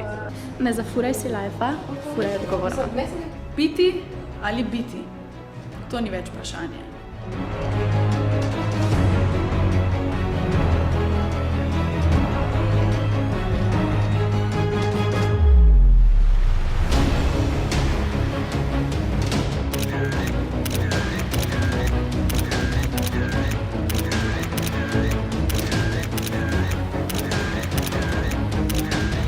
Bodi 0-0, bodi kul.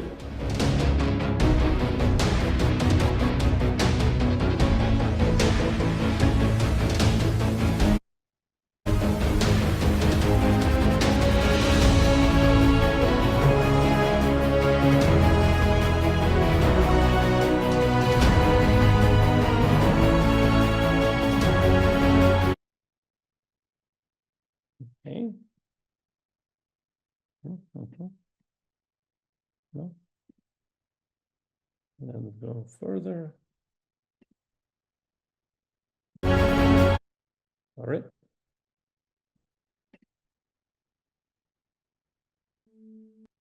Okay. So these are 2 of the 7 out of 7 national campaigns. And for example, in this last one, 2,500 these calendars were produced, and they were distributed towards local municipalities, and local municipalities put them into the bars and pubs and so on. And these local municipalities are all part of the local prevention activities. And this is the second part. if we firstly talked about awareness raising, now we are talking about behavioral change. And more than 20 local municipalities were in these 7 years involved into this model. And basically it is a model called Heroes Drive in Pajamas, and it influences all different target groups, from young people to decision makers, to their parents, to the experts on the field of social work and so on, and party intervention. So, and the core idea is, how can the environment, especially local one, rural one, can be changed? And we always get there in partnering with municipalities in the youth centers and the schools. And what we first do, basically the local community does the focus groups about the problem, how they use alcohol, how they use other drugs, how it's represented in the traffic, and also they get ideas how they think what would work differently. Based on that, we do around 2-hour workshops, sort of interventions with different activities, also focusing a lot on alcohol, and now we are getting also other drugs into that. And after those workshops, it is one very, very important part of this. It's called, so in youth work, it's called structural dialogue. Basically, we give youth ambassadors to talk with national and local experts in different kind of panels, and the young people, they basically get ideas how they think the environment could change. And there are themes that are always on the top. For example, like, no matter how legislation is, alcohol is like very much accessible, no matter about your age. Second, and basically on that, they gave the ideas about the no alcohol parties, about parties where grown-ups could have like a bracelet that you know who is above and under this age and so on. And also on the field of road safety. Basically, they give ideas about public transport, about peers-to-peers approach and so on. And those ideas are then put into the action plan, where young people present to the mayors and the decision makers the action plan, what needs to be changed in their local communities. And our work as a national coordinator of this preventive is to track which municipality did something about that, or and basically make a list of who is doing what. And about this, when we get into one local community, there are also party intervention. When we started, it's interesting, 7 years ago, we did a lot of rights that were presented in the video. So basically, disabled and other local influencers were driving young people home. It really changed a lot in these 7-8 years. Now, most of our work is basically about rewarding zero drivers, because young people arrange how they come to the party, how they go home. There's one driving, their heroes basically, and it really changed a lot in all these periods. What we upgraded 2 years ago, there are also intervention for parents about parenting styles, about alcohol, how to talk about different alcohol and drugs. And in those local communities, also interventions for local experts dealing with youth. About these are sort of workshops about effective prevention, what works and what doesn't. And this is done also in a combination with National Institute for Public Health. 7 campaigns, 15,000 and more young people involved, 25 local communities with the holistic approach. This is the work, 7 years of work, and the reduction on the whole level in Slovenia was 58% of the accidents caused by young driver under the influence of alcohol. Our initiative is just one part of these whole activities that are in the field of young people and driving under influence. But if you do not measure your work, then you don't work. It's one proverb, and we did a short-term and long-term evaluation. Short-term together with University of Maribor. Short-term is based on the change, on the attitudes change, and long-term is based on the behavioral change in traffic. This is what happened in Slovenia, but this is a little bit longer scale from 2010. And when things are going good, it's always great to present it also to the public. And here are one of the most influential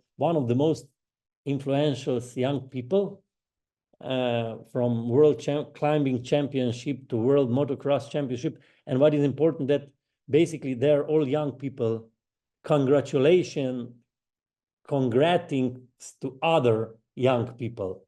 And this was what I think season 4 of our campaign. And that's because it's in Slovenia, but there are English subtitles. So.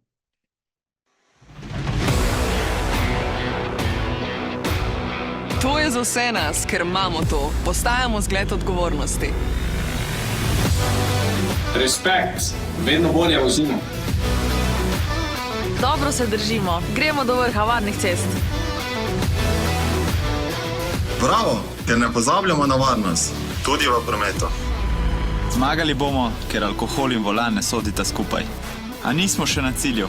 Od leta 2015 se je število prometnih nesreč s smrtnim izidom, ki jih povzročijo mladi pod vplivom alkohola, zmanjšalo za kar 60%. Bodimo odgovorni še naprej. Heroji furajo v pižamah. Iniciativa za manj voženj pod vplivom alkohola.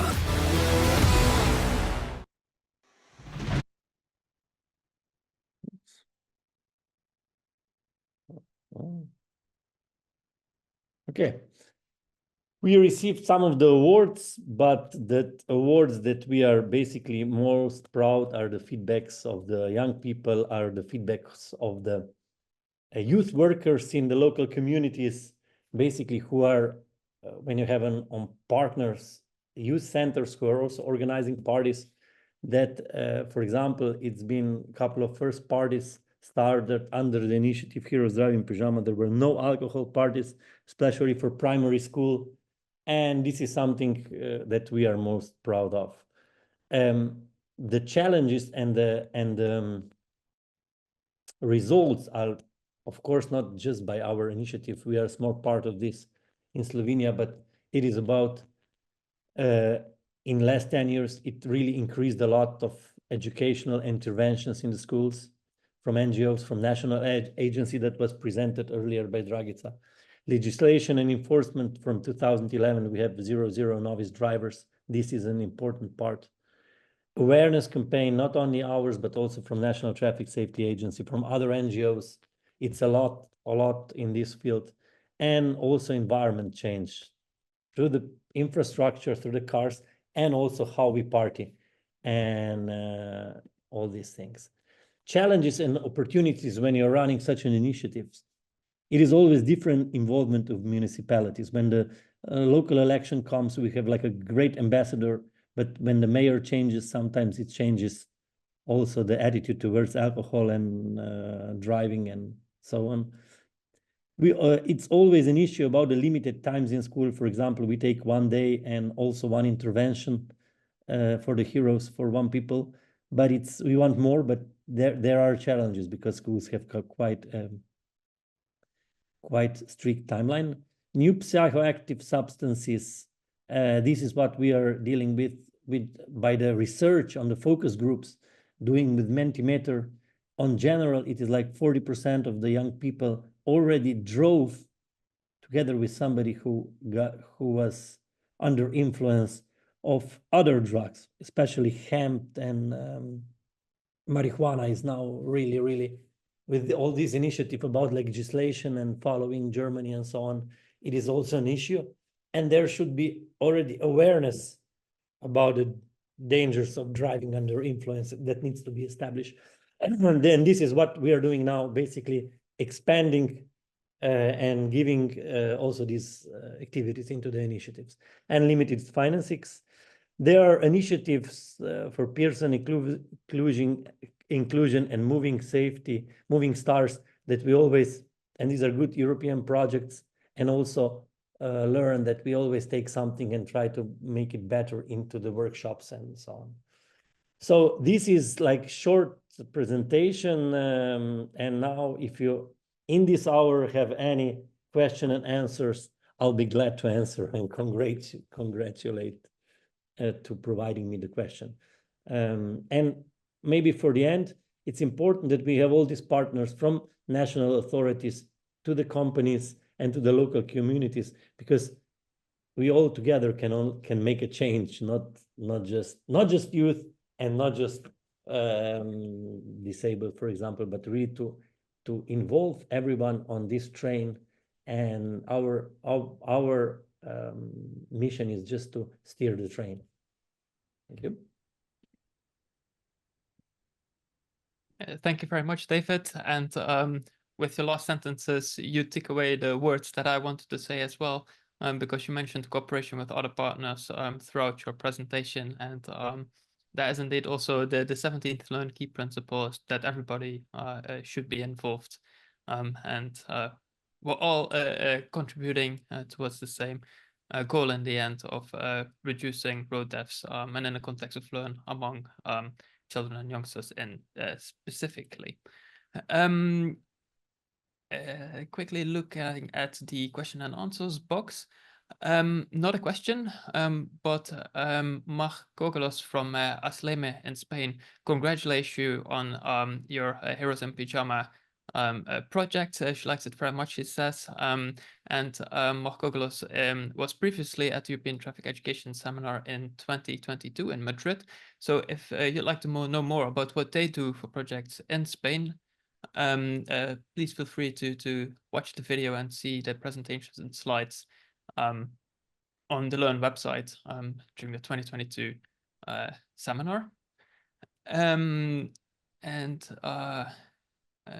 A quick question from Lisa, who is one of our Learn Expert panel members, who has a general remark, so not specific to your presentation, David, but a general remark on social media analytics that talk about reach. She mentions that it's not about having many people have seen the post, but it's instead how many people have been exposed. But just because you've been exposed doesn't mean that they have seen or remember the post ad later on. So Lisa recommends to have a quantitative representative survey to get those results in order to ensure that you can measure the change in behavior. And if you want to know more about evaluations and evaluation methods, etc., the Learn manual has a section on this in particular, also featuring best practice examples from Lisa. This is what we are measuring together with the university, and it's basically focused on the preventive workshops. If awareness is focused on about the reach of the social media and that Lisa also mentioned, but for us it's very important that our preventive work is measured by the research. So what were the change of attitudes and how?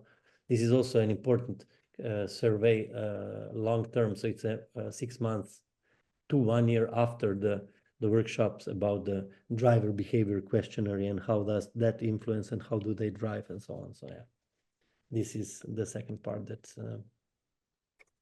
very interesting. Do you have results already, or is this still ongoing evaluation? And for us, for sure, also the things that were presented earlier about the projects and the research that was done as part of this Learn, we're glad to use it. That's great to hear. I don't see any other questions coming in for you. So thank you very much, David, for presenting us your Heroes Drive in Pyjamas project. Thank you. And with that, we have reached the end of today's European Traffic Education Seminar. I'd like to quickly mention again that we're recording the the seminar today, and together with the presentation slides, they will be uploaded on the Learn website, where you also registered. If you've registered with the email, you will be receiving an email notification that the slides and the recording are available. then I'd like to thank all the speakers that presented the educational projects today. I think we have seen many interesting and inspiring presentations that will give us food for thought to further think about improving traffic safety education across Europe.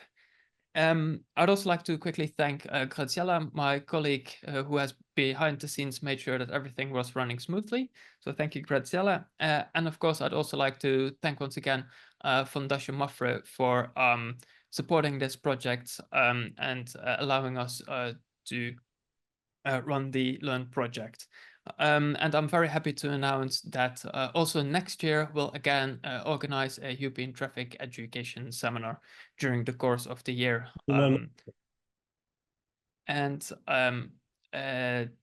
Yeah, so I'm very happy that the Learn project will continue. We are looking for further partners. So if you're interested in joining ETSC and Fundación Mafre in supporting the Learn project, we'd be happy to hear from you so that we can sustain the Learn project and also look at expanding what we can do. So that was it for this year. Thank you very much for attending, and we'd love to see you again next year.